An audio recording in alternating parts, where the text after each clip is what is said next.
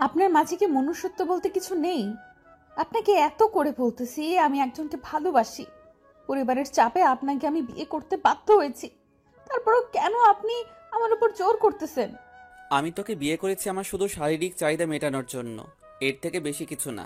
আর তুই অন্য একজনকে ভালোবাসিস, তাহলে আমাকে বিয়ে করলি কিসের জন্য? আমি কখনো কল্পনাও করতে পারিনি আপনি মানুষটা এত পশুর মতো আচরণ করবেন আমার সাথে। আহা সোনা গো আমার, তাতে কি হবে? আমার কিচ্ছু হবে না। আমার শুধু প্রয়োজন তোর শরীর, আর কিছু না। তুই কাকে ভালোবাসিস সেটা দেখার সময় আমার নেই। আমি জঘন্যতম মানুষ দেখেছি, কিন্তু আপনার মতো জঘন্যতম পশুর সমতুল্য মানুষ আমি কখনো দেখিনি। কারণ আপনাকে আমি এত করে বলতেছি আমি পরিবারের চাপে পড়ে আপনাকে বিয়ে করেছি, আপনি আমার সরলতার সুযোগ নিয়ে আমাকে ভোগ করবেন? তোর এত কথা শোনার আমার সময় আছে বল? আমি তোকে বিয়ে করেছি কিসের জন্য? তোর কথা শোনার জন্য, নাকি আমার কথা তুই শুনবি? কোনটা? আমি কত দেখেছি যে ভালোবাসার মানুষকে পেতে অনেকেই সাহায্য করে, আপনি আমাকে একটু সাহায্য করবেন, তাহলেই তো হয়ে যায়। আপনি কেন এরকম করতেছেন আমার সাথে? আমি এত দয়ালু মনের মানুষ না। আর এখন কোনো কথা বলবি না। আর আমি যেটা করব, তোর ইচ্ছা হলে তুই আমাকে রেসপন্স করবি, না হলে নাই। প্লিজ, আমি যেটা করতে বলবো সেটাই করবি। আপনাকে হাত জোর করে বলতেছি, আমি এর জন্য মোটেও প্রস্তুত না। আপনি আমাকে সময় দেন প্লিজ, আমি এটা সহ্য করতে পারবো না। সেটা তুই বিয়ের আগে কেন ভেবে দেখিসনি? বিয়ের পরে তো আমি এত নাটক দেখতে চাচ্ছি না। তোর নাটক তোর কাছে রেখে দে। আমার চাহিদা আমাকে মেটানোর জন্য তুই বাধা প্রদান করবি না। প্লিজ আপনার হাতে পায়ে ধরি, আমি বলতেছি আমাকে ছেড়ে দেন। আমি সত্যি অন্যজনকে মন থেকে ভালোবাসি, আপনাকে আমি কখনোই গ্রহণ করে নিতে পারবো না। তুই কি বলিস তাতে আমার কোনো কিচ্ছু যায় আসে না। তুই আমাকে ভালোবাসিস কি বাসিস না, আবার তুই কাকে ভালোবাসিস এটা আমার দেখার সময় নেই। আমার যেটা প্রয়োজন আমি সেটা এখন নিতে চাচ্ছি। আপনি একটু বোঝার চেষ্টা করেন আমাকে, প্লিজ ছেড়ে দেন। এরকম ভাবে আমাকে ব্যবহার করবেন না প্লিজ। আশিক প্রিয়াঙ্কার মুখ চেপে ধরলো হাত দিয়ে। প্রিয়াঙ্কা আর কোনো কথা বলতে পারলো না। প্রিয়াঙ্কা একদম অসহায়ের মতো আশিকের দিকে তাকিয়ে রইল, কিন্তু আশিক তো হায়নার মতো প্রিয়াঙ্কার ঠোঁটে নিজের ঠোঁট দুটো বসিয়ে দিল। প্রিয়াঙ্কা ছটফট করতে লাগলো, কিন্তু তাতে আশিকের কোনো কিছু যায় আসে না। আশিক হচ্ছে বড়লোক বাপের একমাত্র সন্তান। আশিক বিয়েটা করতে চায়নি, তার আব্বু আম্মু জোরাজুরিতে বিয়েটা করেছে সে। আর প্রিয়াঙ্কা, প্রিয়াঙ্কা হচ্ছে মধ্যবিত্ত পরিবারের একটা সহজ সরল মেয়ে, আর একজনকে মনে প্রাণে ভালোবাসতো। তার নাম হচ্ছে মাহিন। প্রিয়াঙ্কা আর মাহিনের সম্পর্ক ছিল দীর্ঘ 2 বছরের। এই 2 বছরের মধ্যে মাহিন প্রিয়াঙ্কাকে একবারের জন্য স্পর্শ করেনি। তাদের ভালোবাসাটা ছিল পবিত্র।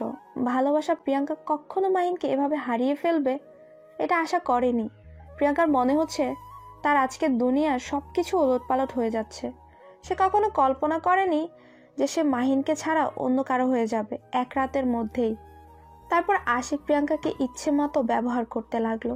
প্রিয়াঙ্কা বাধা দেওয়ার চেষ্টা করছে, কিন্তু আশিকের শক্তির সাথে তার শক্তি কিছুই না। তাই আশিকের সাথে কোনো শক্তিতে পেরে উঠছে না প্রিয়াঙ্কা। শেষ পর্যন্ত অসহায় হয়ে আশিকের কাছে নিজেকে আত্মসমর্পণ করতে বাধ্য হলো। চোখ দিয়ে নোনা জল ছেড়ে দিল প্রিয়াঙ্কা। প্রিয়াঙ্কা অসহায় তার পরিবারের কাছে, আর এরকম একটা মানুষের কাছে।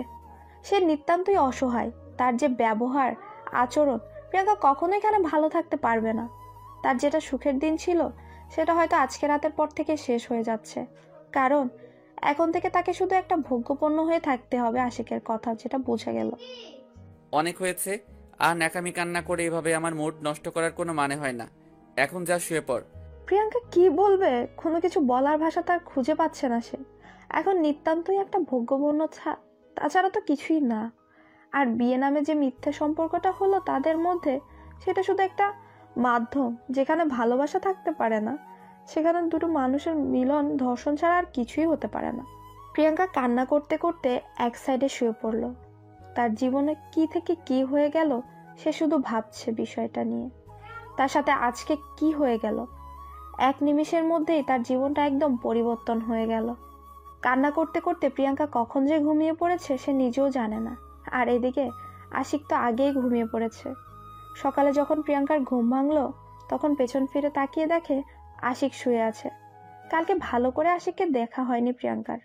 আশিক দেখতে বেশ সুদর্শন, যে কোনো মেয়ে তাকে দেখলে পছন্দ করবে, কিন্তু তার আচরণগুলো দেখলে যে কোনো মেয়ে তাকে ঘৃণা করবে, এটাই স্বাভাবিক। তারপর প্রিয়াঙ্কা বিছানা থেকে নেমে গোসলটা সেরে নিল। তারপর সে সুন্দর মতো একটা পোশাক পরিধান করলো। নতুন বউ বলে কথা। আমাদের মাঝে যেটা সম্পর্ক আছে সেটাই থাকবে, কিন্তু বাহিরে এটা বুঝতে দিবা না তুমি। হঠাৎ আশিকের মুখ থেকে এইরকম কথা শুনে প্রিয়াঙ্কা একদম আকাশ থেকে পড়লো। মনে হচ্ছে আশিক তার সাথে এত ভালোভাবে কথা বলছে, এটা ভাবা যায়? প্রিয়াঙ্কা মাথা নিচু করে রইল, কোনো জবাব দিচ্ছে না আশিকের কথার। কি বলেছি মাথায় ঢুকেছে নাকি আরো ভালো করে বুঝিয়ে দিতে হবে কোনটা? আচ্ছা, আমি চেষ্টা করব, কিন্তু আপনি মোটেও ভালো কাজ করেননি কালকে আমার সাথে। কারো আবেগ দেখার সময় নেই আমার। যেটা বলেছি সেটাই করবে। এর থেকে বেশি বোঝার চেষ্টা করলে কিন্তু তোর কপালে খারাপ কিছুই হবে। আপনি যেটা বলবেন সেটাই করব। আর আমার কোনো কথার মূল্য থাকবে না কেন? আমার স্বাধীনতা বলতে কিছু নেই? তোর সাথে এত তর্ক করার সময় আমার নেই। আমি যেটা বলেছি তুই সেটাই করবি। আর যদি বেশি বোঝার চেষ্টা করিস তাহলে কিন্তু ভালো হবে না, বলে দিচ্ছি। আচ্ছা, তাহলে আমি কি এটা ধরে নিতে পারি আমি শুধু এইখানে একটা মূর্তি বা রোবট, আর আপনি তার পরিচালনা করবেন? আপনি যেটা বলবেন আমি সেটাই করব, এরকম কিছু? আরে শালি, তোকে এত কথা বলতে বলেছি, তুই এত কথা বলতেছিস কিসের জন্য? আমার সাথে আর তর্ক করার ক্ষমতা হয় কি করে তোর? প্রিয়াঙ্কা কোনো কিছু বলার সাহস পেল না আশিকের রাগ দেখে, কারণ প্রিয়াঙ্কা এখন ভালোভাবে বুঝতে পেরেছে যে তার এখানে কোনো মূল্য নেই। সে যেটা বলবে তাকে সেটাই মেনে চলতে হবে, তা না হলে যে তার কপালে সত্যিই দুঃখ আছে, এখন আশিকের দিকে তাকালেই সেটা স্পষ্টভাবে বোঝা যাচ্ছে। প্রিয়াঙ্কা কোনো কিছু না বলে চুপচাপ মাথা নিচু করে সেখানে দাঁড়িয়ে রইল, আর সেটা দেখে আশিক কোনো পাত্তা না দিয়ে রুম থেকে বেরিয়ে চলে আসলো। প্রিয়াঙ্কা মনে মনে মাহিনের কথা চিন্তা করতে লাগলো। সে কি করছে? বিয়ের কথা কি শুনেছে? বিয়ের কথা শোনার পর তার কি অবস্থা হয়েছে সেটা ভাবতেই প্রিয়াঙ্কার অবস্থা আরো খারাপ হয়ে যাচ্ছে। তুই নতুন বউ এই বাসার, আর তুই এখনো এখানে দাঁড়িয়ে আছিস, বাইরে যাবি কে শুনি? আবার হঠাৎ করে আশিকের কণ্ঠ শুনতে পেয়ে প্রিয়াঙ্কা আঁতকে উঠল। আবার কি জানে কি হয়। প্রিয়াঙ্কা কোনো কিছু না বলে চুপচাপ মাথা নিচু করে আশিকের সামনে দিয়ে বাইরে চলে আসলো। আর আশিক সেটা দেখে প্রিয়াঙ্কার দিকে রাগী দৃষ্টিতে তাকিয়ে রইল, কারণ প্রিয়াঙ্কার মাথায় কাপড় দেওয়া নেই। এটা তোর বাপের বাড়ি না যে যেভাবে খুশি সেভাবে চলবি। এখন তোকে এই বাড়ির নিয়মে চলতে হবে। আমি একবারও বলিনি যে আমি আমার বাপের বাসায় আছি। আর আপনাদের বাসার নিয়ম আমাকে কি একবার আপনি বলেছেন যে আমি জানবো? আজব ব্যাপার। তুই এই বাড়ির পুত্রবধূর একমাত্র পুত্রবধূ।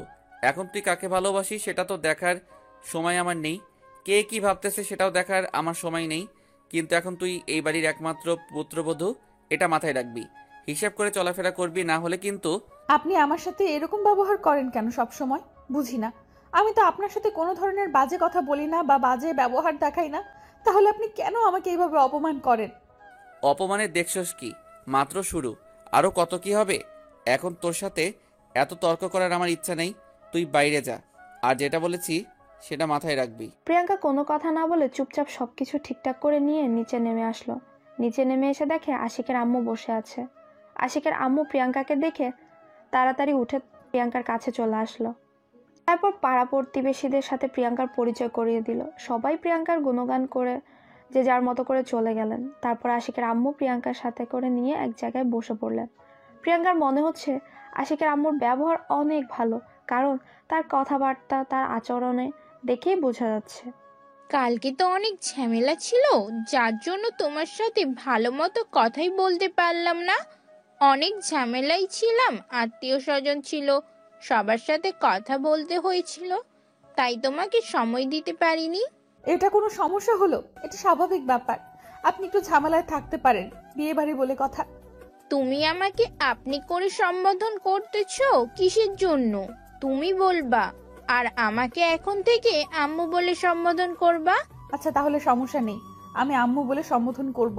আর এখন তো আমাকে কিছু কাজ করতে হবে, রান্নাঘরটা দেখিয়ে দিন। তুমি এইসব কি আবোল তাবোল কথা বলতেছো? তুমি কিসের জন্য রান্না করতে যাবে? আর তুমি আজকে এবারের নতুন বউ। আরে আম্মু, নতুন বউ হয়েছি তো কি হয়েছে, সেজন্য কি কাজ করব না? এটা কোনো কথা? আপনি আমাকে শুধু রান্নাঘরটা দেখিয়ে দেন, আমি সবার জন্য নাস্তা রেডি করতেছি।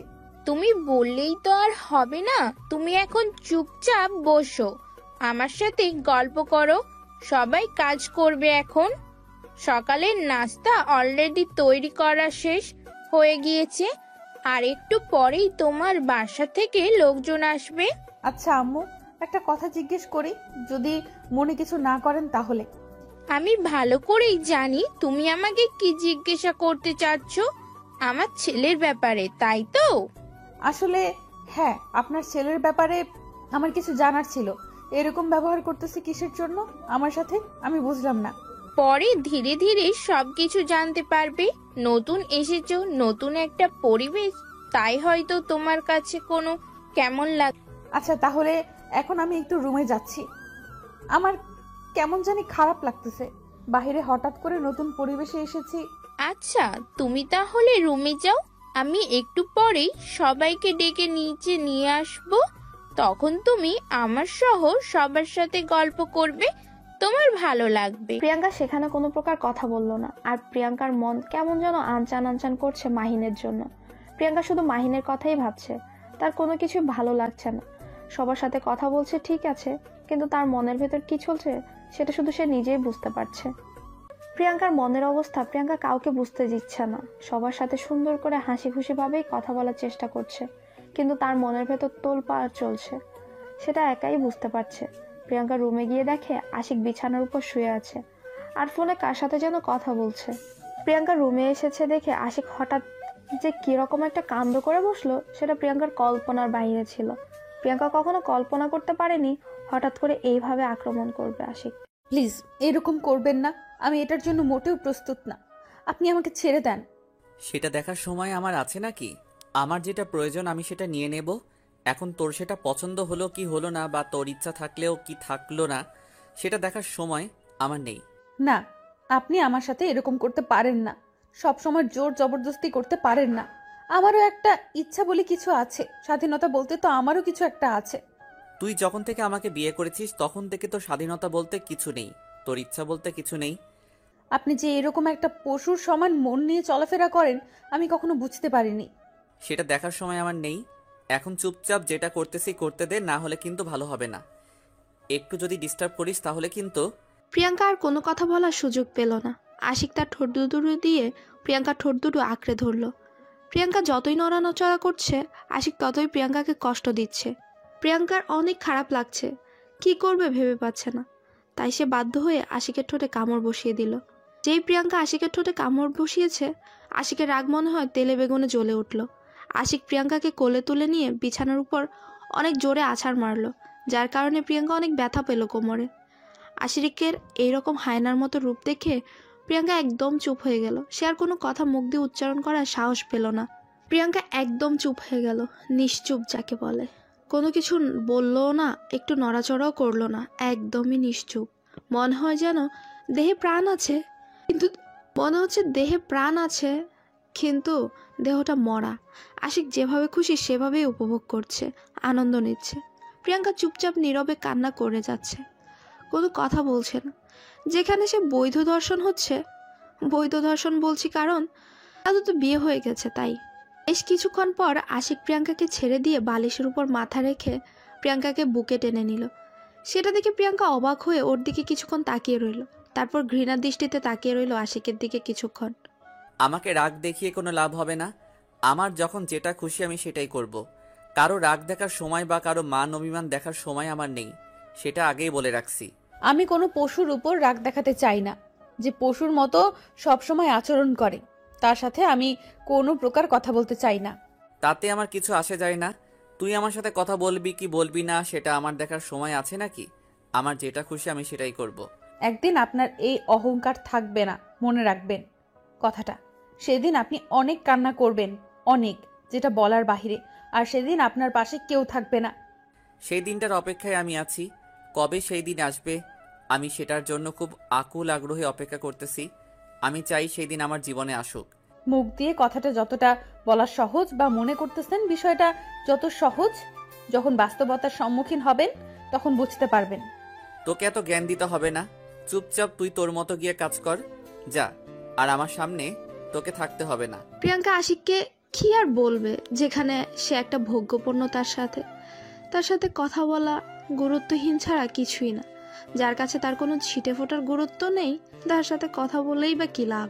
এখানে যে তাকে থাকতেই হবে, এখান থেকে বাসায় যেতে পারবে না, কারণ বিয়ের পর তার মা বাবা বলে দিয়েছে তাকে আর বাসায় নিয়ে যাবে না, কারণ সে নাকি কলঙ্ক তাদের। এটা প্রিয়াঙ্কার আব্বু আম্মু মনে করেন। তাই প্রিয়াঙ্কার যতই কষ্ট হোক না কেন তাকে এখানে থাকতে হবে। সে চাইলেও তার বাসায় যেতে পারছে না, ইচ্ছা থাকা সত্ত্বেও তার বাসায় যাইতে পারবে না সে। যদি সে এখানে মরেও যায় তাহলে তাকে এখানেই মাটি চাপা দেওয়া হবে, তারপরও তাকে বাসায় নেওয়া যাওয়া যাবে না। প্রিয়াঙ্কা চুপচাপ বিছানা থেকে উঠে গিয়ে সোফায় শুয়ে পড়লো। আর এদিকে আশিক বিছানায় শুয়ে ঘুমিয়ে তাকে আর দেখে কে। আর প্রিয়াঙ্কা কান্না করতে করতে কখন যে ঘুমিয়ে পড়েছে সে নিজেও জানে না। আম্মু, ভাবি কোথায়? এখনো তো দেখলাম না ভাবিকে। সেই গত রাতে দেখেছি, তারপর থেকে তো এখনো দেখলামই না। কি জানি, সকালে একটু এসেছিল, হয়তো ঘুমাচ্ছে। তুই দেখতে পারিস না? আমাকে জ্বালাচ্ছিস কিসের জন্য? দেখতেছিস না আমি কাজ করতেছি? তোমার একটা খাটাস ছেলে আছে না, সে তো আমাকে দেখলে কত কি বলবে, তার জন্য তার সামনে এখন যাইতে চাচ্ছি না। যখন যাই তার পড়াশোনার খবর চলে আর বলে পড়াশোনা কেমন চলতেছে। এসব শুনতে কি ভালো লাগে সবসময় বলো? সেটা তো তোর ভালোর জন্যই বলে, তাই না? তোর খারাপ তো চায় না সে, তোর ভবিষ্যৎ ভালো চাই বলেই তোকে একটু শাসন করে। সেটা তোর যদি না ভালো লাগে তাহলে তো তোকে বাসায় রাখা যাবে না, তাহলে বোর্ডিং স্কুলে রেখে আসতে হবে। তুমিও তাহলে স্বার্থপরের মতো কথা বলতেছো। ভাইয়া কথা বলে তুমিও এই কথা বলো। থাকবো না আমি বাসায়, আমি চলে যাবো বোর্ডিং স্কুলে। দেখবো কেমনে থাকো তুমি একা বাসায়। আমিও তো সেটাই চাচ্ছি, তুই চলে যা। এখন আমার একটা মেয়ে নিয়ে এসেছি, বুঝতে পারছিস? তোর ভাবিকে আমি মেয়ে বানিয়ে নিয়েছি, তার সাথে গল্প করে থাকবো। তুই বোর্ডিং স্কুলে চলে যা, পড়াশোনা ভালো করে কর। বুঝতে পেরেছি আমাকে কেউ ভালোবাসে না। দেখি নতুন যে মেহমান এসেছে সে কতটা আমাকে ভালোবাসে। সে যদি আমাকে একটু ভালো না বাসে তাহলে আমি সত্যি সত্যি চলে যাব, থাকবো না, অনেক দূরে চলে যাব।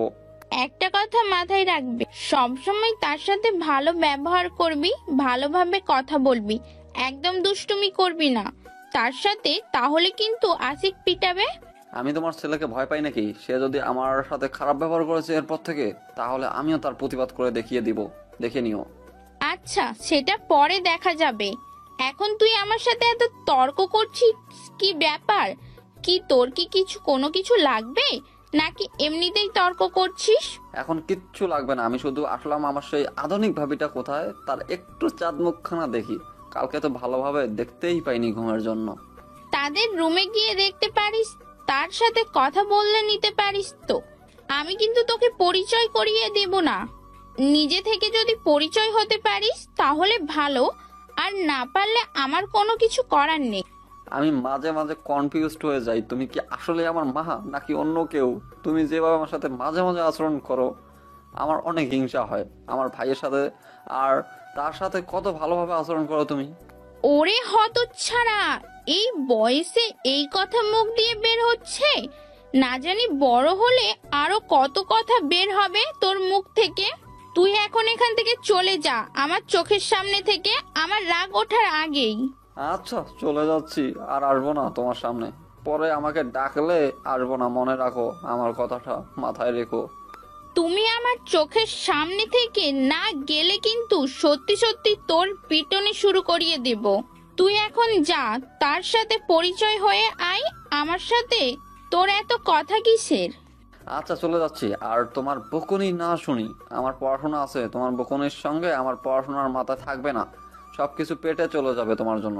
নীল আর সেখানে তার আম্মুর সাথে কোনো প্রকার তর্ক না করে চুপচাপ সেখান থেকে কেটে পড়লো। সে ভালো করেই জানে তার আম্মুকে যদি আরেকটু বেশি ডিস্টার্ব করে তাহলে তাকে এখন দৌড়ানি খাইতে হবে। দৌড়ানি খাওয়ার আগে সে এখান থেকে সরে পড়লে সেটাই ভালো হয়। নীল সেখান থেকে সরে গিয়ে উকি ঝুঁকি দিতে দিতে তার ভাইয়ের রুমের দিকে চলে আসলো। তার ভাইয়ের রুম মানে আশিকের রুমে। সে সহজেই প্রবেশ করতে পারে না, কারণ আশিক এতটাই রাগী যে তার রুমে কেউ সহজে প্রবেশ করতে চায় না। কাকে কি বলে ঝাড়ি দেয় তার জন্য কেউ তার রুমে প্রবেশ করতে চায় না। আর নীল একদম তার রুমে যায় না, কারণ গেলেই এক গাদা কথা শুনতে হয়। নীল সেখানে গিয়ে দেখে ভেতর থেকে রুমের দরজা লক করে দেওয়া। তাই নীল এখন কি করবে ভেবে পাচ্ছে না, দরজা কড়া নাড়বে নাকি এখান থেকে চলে যাবে। কিন্তু নীলের কেমন জানি মনটা মানছে না, তার কেন জানি তার নতুন ভাবির সাথে কথা বলতে ইচ্ছে করছে। নীল এক প্রকার ভয়ভীতি দূর করে দরজা কড়া নাড়তে লাগলো। হঠাৎ করে দরজা এতবার কড়া নাড়ার ফলে প্রিয়াঙ্কার ঘুমটা ভেঙে গেল। সে উঠে দরজাটা খুলে দিয়ে দেখে সামনে একটা পিচ্চি ছেলে দাঁড়িয়ে আছে আর ড্যাব ড্যাব করে প্রিয়াঙ্কাকে দিকে তাকিয়ে আছে। কি হলো বাবু, কি হয়েছে বলবে? এভাবে যে দরজায় কড়া নাড়তেছো, ব্যাপার কি, কোনো সমস্যা? আমার আবার কিসের সমস্যা থাকবে? এটা আমার বাড়ি, যেখানে খুশি সেখানে যাইতে পারি, আর কারো পারমিশন নেওয়ার প্রয়োজন হয় না। আচ্ছা বুঝতে পারলাম, আপনার বাড়ি যেখানে খুশি সেখানে যাইতে পারেন, কিন্তু দেখতে তো পারছেন ভেতর থেকে দরজা দেওয়া। তারপরও কেন আপনি আমাদের ডিস্টার্ব করতেছেন? এই মেয়ে, এত কথা বলো কিসের জন্য? সম্মান দিয়ে কথা বলো, রেসপেক্ট মি, বুঝতে পারছো? আচ্ছা তাহলে এই ব্যাপার, আপনি আমার সম্বন্ধে কি হন যে আপনাকে আমি রেসপেক্ট দিয়ে বলবো? এখান থেকে ভাগেন বলতেছি। এত বড় সাহস, আমার মুখের উপর তর্ক! এই আপনি কে? আপনাকে আমার বাসায় প্রবেশ করতে অধিকার কে দিয়েছে শুনি? আমি এই বাড়ির মালিক, এখন থেকে এই বাড়িটা আমার। আর আপনি কে? আপনি এখানে কিসের জন্য? ভাইয়া, ও ভাইয়া, এই মেয়েটা কে রে? তোর রুমে কি করে? আমাকে দেখ কি সব বলতেছে, উল্টা পাল্টা কথাবার্তা, আর তুই এখনো পড়ে পড়ে ঘুমাচ্ছিস? ও আচ্ছা, তাহলে এই ব্যাপার, এখন বুঝতে পেরেছি মিস্টার। আপনাকে তাহলে, আপনি আমার দেবরজি। ভাইয়া যেমন তার ছোট ভাইও তেমন। কি বলতেছেন আপনি? ভাইয়া বিয়ে করলো কখন? আর আপনি কি বলতেছেন? আপনি ভাইয়ার বউ, মানে আমার ভাবি? আর তাহলে আমি জানি না এটা কেমনে সম্ভব। আপনি মিথ্যা বলতেছেন, এখন এখান থেকে বেরিয়ে যান। ও আচ্ছা, তাহলে এই ব্যাপার। তাহলে কালকে আমার কোলে কে ঘুমিয়ে এসেছিল জানি? ও তাহলে অন্য একজন হবে। আমি তাহলে ভুল দেখেছিলাম। ধুর, প্রাণটা আর করতে পারলাম না। শেষ পর্যন্ত চিনে নিয়েছেন তাহলে। আমি হচ্ছি এই বাড়ির ছোট মিয়া, আর আপনার একমাত্র দেবর। দেখতে তো ভারী মিষ্টি তুমি, কিন্তু এত দুষ্টুমি করো কিসের জন্য শুনি? আমি তো প্রথমে ভয় পেয়ে গিয়েছিলাম, পরে ভালোভাবে দেখে চিনতে পেরেছি। এটা তো কি দেখলেন? এখনো সব কিছুই বাকি। আর আপনার নাকি একটা ছোট্ট বোন আছে শুনেছি, তার নাম্বারটা কি দেওয়া যাবে? আচ্ছা এই ব্যাপার, তোমার বয়সটা যেন কত হবে? 10 থেকে 12, এর উপরে তো আর হবে না, তাই না? এই বয়সের কথা জিজ্ঞেস করতেছেন কিসের জন্য আমাকে? দেখে কি ছোট পিচ্ছি মনে হয়? আপনার তো সাহস কম না, আমার বয়স নিয়ে কটাক্ষ করতেছেন? আমি তোমার সাথে এত তর্ক করতে পারবো না। আমি তোমার ভাইয়াকে ঘুম থেকে জাগায় দিচ্ছি, তুমি তার সাথে তর্ক করো। আমার খেয়ে দিয়ে তো কাজ নেই তোমার সাথে তর্ক করি। তারাও দেখাচ্ছি মজা তোমাকে। আচ্ছা থাক, লাগবে না, আমি চলে যাচ্ছি। আমার সাথে কাউকে কথা বলতে হবে না। আমি দুষ্টুমি করি, তার জন্য আমাকে কেউ ভালোবাসে না। আমি কারোর সাথে কথা বলবো না। আমি এ বাসায় থাকবো না, বোর্ডিংয়ে চলে যাব। আমি তোমাকে সেটা বলেছি? তুমি এই বয়সে তুমি আমার ছোট বোনের কথা জিজ্ঞেস করতেছো? ভেবে দেখো তুমি বড় হলে কি করবে। শুধু একটু দুষ্টুমি করতেছিলাম, আর আপনি সেটা সিরিয়াসলি নিয়ে নিয়েছেন। আমি কখনো কল্পনা করতে পারিনি আমি একটু দুষ্টুমি করতেছিলাম, তার জন্য এরকম করবেন আমার সাথে। আহা সোনা বাবু আমার, রাগ করে না। আমিও তোমার সাথে একটু দুষ্টুমি করলাম, তোমার জন্য খারাপ লাগতেছিল। হঠাৎ করে দুষ্টুমি করতেছি তার কারণে। তুমি যখন আমার সাথে হঠাৎ করে দুষ্টুমি করতেছিলে আমারও খারাপ লাগতেছিল, তাই না? আচ্ছা তাহলে ঠিক আছে, আমি মেনে নিলাম এবারের মতো। এখন আমি চলে যাচ্ছি, একটু পর আবার এসে গল্প করব। এখন আমার খাটার বাড়িটা ঘুমাচ্ছে। এখন যদি বেশি কথা বলি, যদি ঘুম ভেঙে যায় তার আমার জন্য, তাহলে তো আমাকে কে কি বলবে। তুমিও তোমার ভাইকে এত ভয় পাও? তাহলে তোমাদের বাসায় কে তোমার ভাইকে ভয় পায় না সেটা আমাকে বলো তো। কারণ যাকে জিজ্ঞেস করতেছি সেই তোমার ভাইকে ভয় পায়, ব্যাপার কি? কই, আমি তো ভয় পাচ্ছি না, জাস্ট একটু ভয় পাই। আমি বেশি ভয় পাই না, সবাই তো অনেক ভয় পায়। আমি তো তাকে কত কি বলি। আচ্ছা তাহলে তুমি এখন আমার সাথে এখানে থাকো, দেখি তোমার ভাইয়া কি বলে। আমি আছি, আমার সামনে তোমার ভাই তোমাকে কিছু বলতে পারবে না। তুমি আমার সাথে থাকো, আমার সাথে গল্প করো। সেটা তো কোনো ব্যাপার না, কিন্তু যখন ভাইয়া তোমাকে পিটানি শুরু করে দিবে, তখন তো আমি ভাইয়াকে মানা করবো বা দমিয়ে রাখতে পারবো না। আমার জন্য তুমি অযথা পিটানি খাইতে যাইবা কিসের জন্য? আমি তার থেকে চলে যাই, যখন ভাইয়া বাসায় থাকবে না তখন গল্প করব।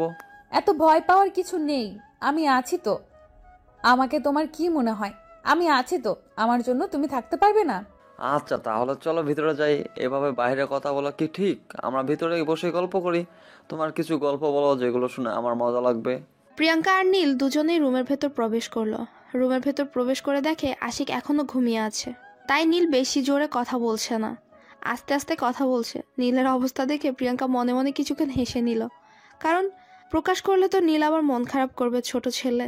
প্রিয়াঙ্কা নীলের সাথে কথা বলছে আর ঘরের যাবতীয় জিনিসগুলো গুছিয়ে রাখছে। সে এলোমেলো যে জিনিসগুলো আছে সেগুলো গুছিয়ে রাখছে সুন্দর করে, আর এদিকে নীলের সাথে গল্প করছে। নীলে অনেক মজা পাচ্ছে প্রিয়াঙ্কার সাথে এইভাবে কথা বলে, কারণ নীলের সাথে তেমনভাবে কেউ ভালো করে কথা বলে না। সব সময় যে কথা বলতে আসে পড়াশোনার কথাই বলে একমাত্র প্রিয়াঙ্কাই এমন একজন ব্যক্তি যে নীলকে পড়াশোনা ছাড়া কথা বলছে।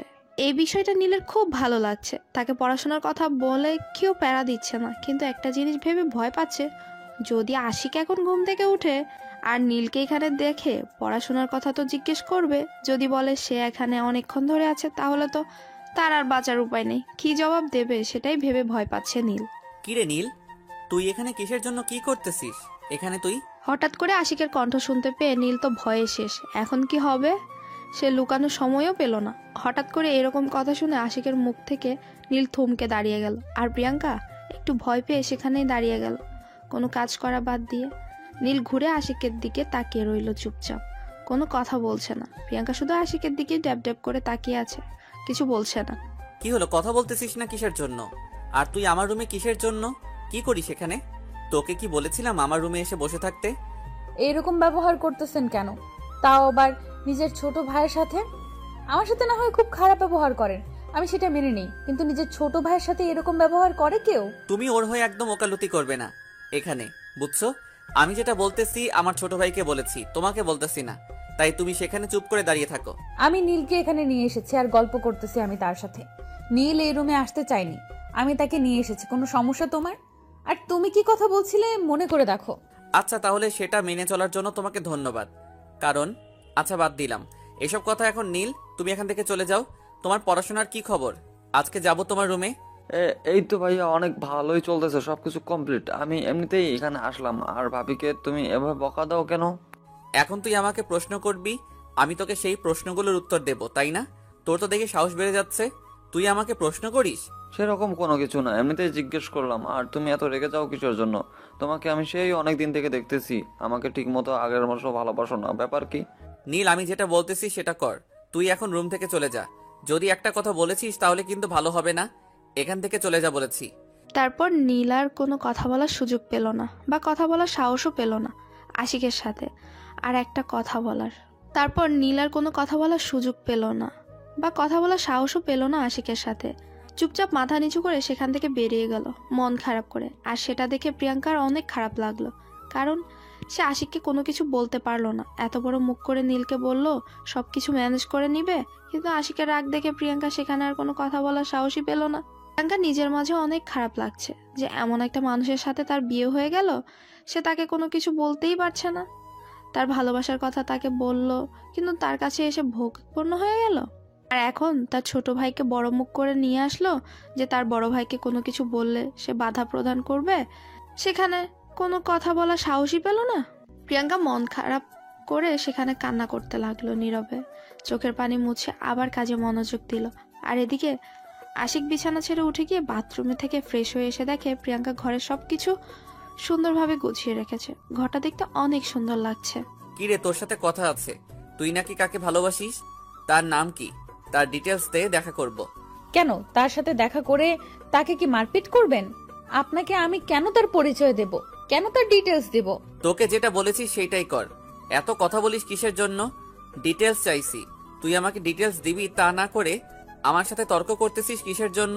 আমাকে যদি মেরে ফেলেন আপনি, তাও আমি তার সম্পর্কে কোনো কথা বলবো না, আপনার মতো পশুর মতো একটা মানুষকে। দেখ, ভালো হবে না বলে দিচ্ছি। যেটা বলতেছি সেটা বলে দে, না হলে কিন্তু তোর কপালে দুঃখ আছে। আমি সেটা ভালো করে জানি, আমাকে আবার নতুন করে মনে করিয়ে দিতে হবে না। আমার মাথায় আছে যে আমার কপালে দুঃখ আছে। আর আপনি আমার উপরে যেটাই করেন না কেন, আমি তার সম্পর্কে আপনাকে কিছুই বলবো না। কিসের জন্য বলবি না বল? তোকে বলতে হবে। যদি না বলিস তাহলে আমি বাধ্য করব। আর যদি আমি তাকে খুঁজে বের করি কোনোভাবে কারো কাছ থেকে ডিটেলস নিয়ে, তাহলে কিন্তু আমি তাকে খুন করে ফেলবো।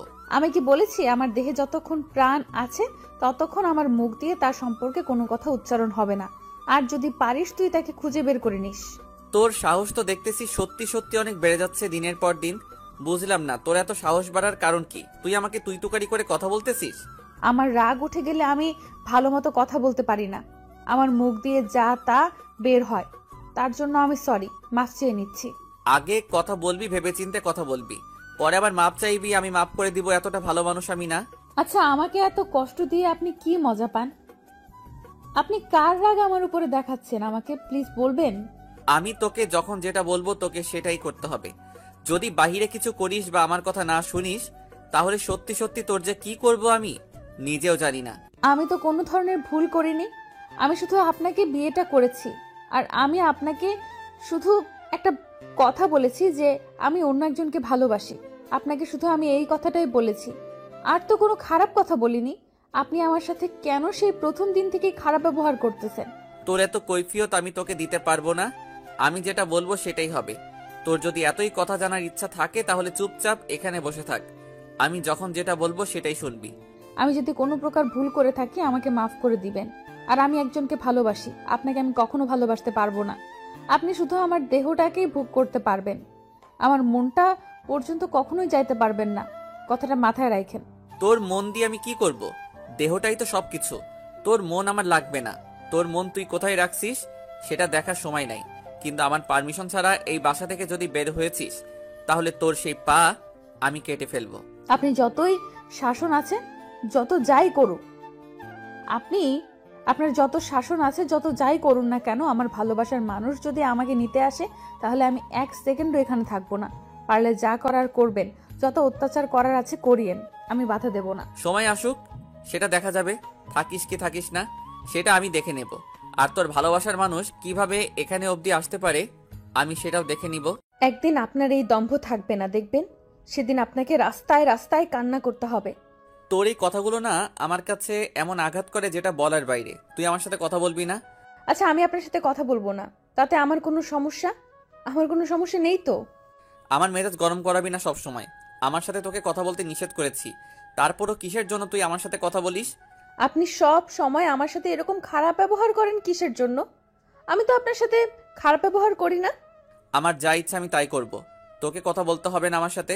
তুই চুপচাপ বসে থাক, আর আমার ভোগ পণ্য হয় এখানে পড়ে থাকবি, আর বেশি কথা বলবি না। আমাকে যদি আপনার ভালো না লাগে তাহলে আমাকে ছেড়ে দেন, আমার মতো আমি যেদিকে মন চাই সেদিকে চলে যাই। এত সহজ হলে তো ছেড়ে দিতাম, এভাবে তোকে ধরে রাখতাম না। সম্ভব না, তাই তোকে ছেড়ে দেওয়া যাবে না। আমাকে ছেড়ে দেওয়া যাবে না, আমার সাথে খারাপ ব্যবহার করবেন? আমি তো মানুষ, তাই না? আমি তো কোনো পশু না যে আমাকে যেমন করে খুশি তেমন করে ব্যবহার করবেন। আমার ইচ্ছা বলতে কিছু আছে নাকি? আমার স্বাধীনতা বলতে একটা কথা আছে। তোকে কতবার বলেছি তুই আমার সাথে তর্ক করবি না। তর্ক করলে আমার প্রচুর পরিমাণ রাগ উঠে যায়, আর আমি তোকে এখন কি যে করব। কথাটা বলে আশিক প্রিয়াঙ্কাকে একদম হাত দিয়ে চেপে ধরলো। প্রিয়াঙ্কার গলায় তার হাতের ছাপ বসিয়ে দিল। প্রিয়াঙ্কা অস্থির হয়ে যাচ্ছে আশিকের এইরকম কাণ্ড দেখে। প্রিয়াঙ্কা কোনো কিছু বলতে পারছে না। আশিকের শক্তির সাথে প্রিয়াঙ্কা পেরেও উঠছে না। প্রিয়াঙ্কার মনে হচ্ছে তার জীবন এখানেই শেষ, কারণ আশিক এমনভাবে তার গলা চেপে রেখেছে প্রিয়াঙ্কার শ্বাস বন্ধ হয়ে যাচ্ছে। প্রিয়াঙ্কা নিঃশ্বাস নিতে পারছে না। প্রিয়াঙ্কা কি করবে না করবে ভেবে পাচ্ছে না। শেষ পর্যন্ত কোনো কিছুর উপায় না পেয়ে আশিকের হাতে কামড় বসিয়ে দিল। শরীরে যত শক্তি ছিল সব শক্তি প্রয়োগ করে আশিকের হাতে কামড় বসিয়ে দিল। আশিক ব্যথায় কুকিয়ে উঠে প্রিয়াঙ্কার গলা ছেড়ে দিল, আর প্রিয়াঙ্কা অনেক জোরে জোরে শ্বাস নিতে লাগলো।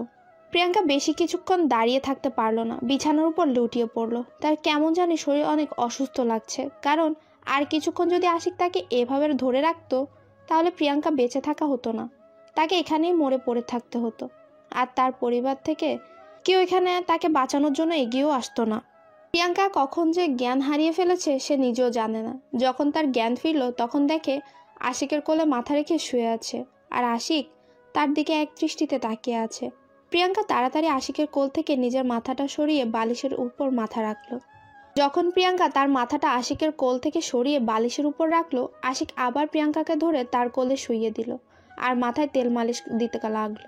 যখন আশিক খেয়াল করে দেখলো যে প্রিয়াঙ্কা জ্ঞান হারিয়ে ফেলেছে, তখন আশিকের হুঁশ ফিরে এসেছে যে সে কি করতে চলেছে একটু আগে। আমার সাথে কাউকে ভালো ব্যবহার আর দেখাতে হবে না, আমাকে এখন ছেড়ে দিলে ভালো হয়। আমি একা থাকতে চাচ্ছি। বেশি কথা বলতে পারবো না, আমার যা ইচ্ছা তাই করতেছি। যদি একটু ডিস্টার্ব দেওয়ার চেষ্টা করিস তাহলে কিন্তু তোর কপালে আজকে অনেক দুঃখ আছে। কি আর দুঃখ আছে? মেরে ফেলবেন তো? আচ্ছা, এবার আর আমি কোনো ধরনের শক্তি প্রয়োগ করব না। এখন তো আমি আপনার কোলে মাথা দিয়ে আছি, নেন, যেমন করে খুশি তেমন করে মেরে ফেলেন, আমি আপনাকে কিচ্ছু বলবো না। বলতেছি না বেশি কথা বলবি না, মাথা গরম আছে। আর একটা কথা বলবি না, যদি বলিস তাহলে কিন্তু ভালো হবে না বলে দিচ্ছি। যেটা করতেছি করতে দে, না হলে কিন্তু কি করব নিজেও জানি না, মাথা কিন্তু ঠিক নেই।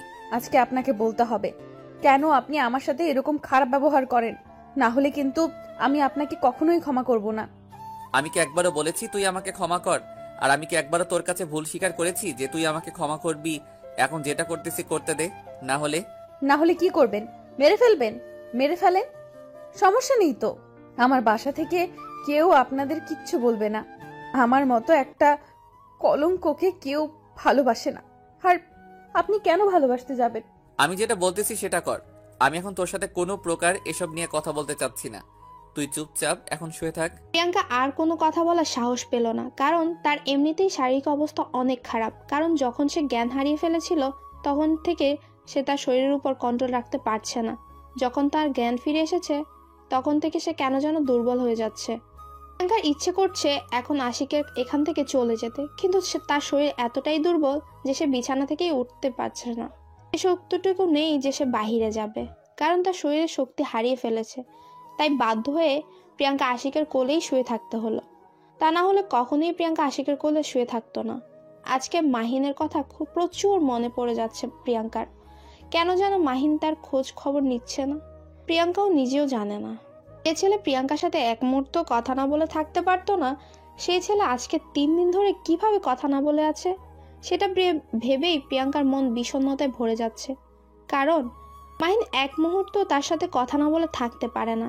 যখন তখন মাহিন তাকে ফোন করে, কিন্তু আজকে 3 দিন হয়ে গেল তারপর একটা ফোন আসলো না। ব্যাপার কি? প্রিয়াঙ্কা আর কোনো কিছু ভাবতে পারছে না তার এখন কি করা উচিত কি উচিত না। সে কোনো কিছু ভেবেই পাচ্ছে না।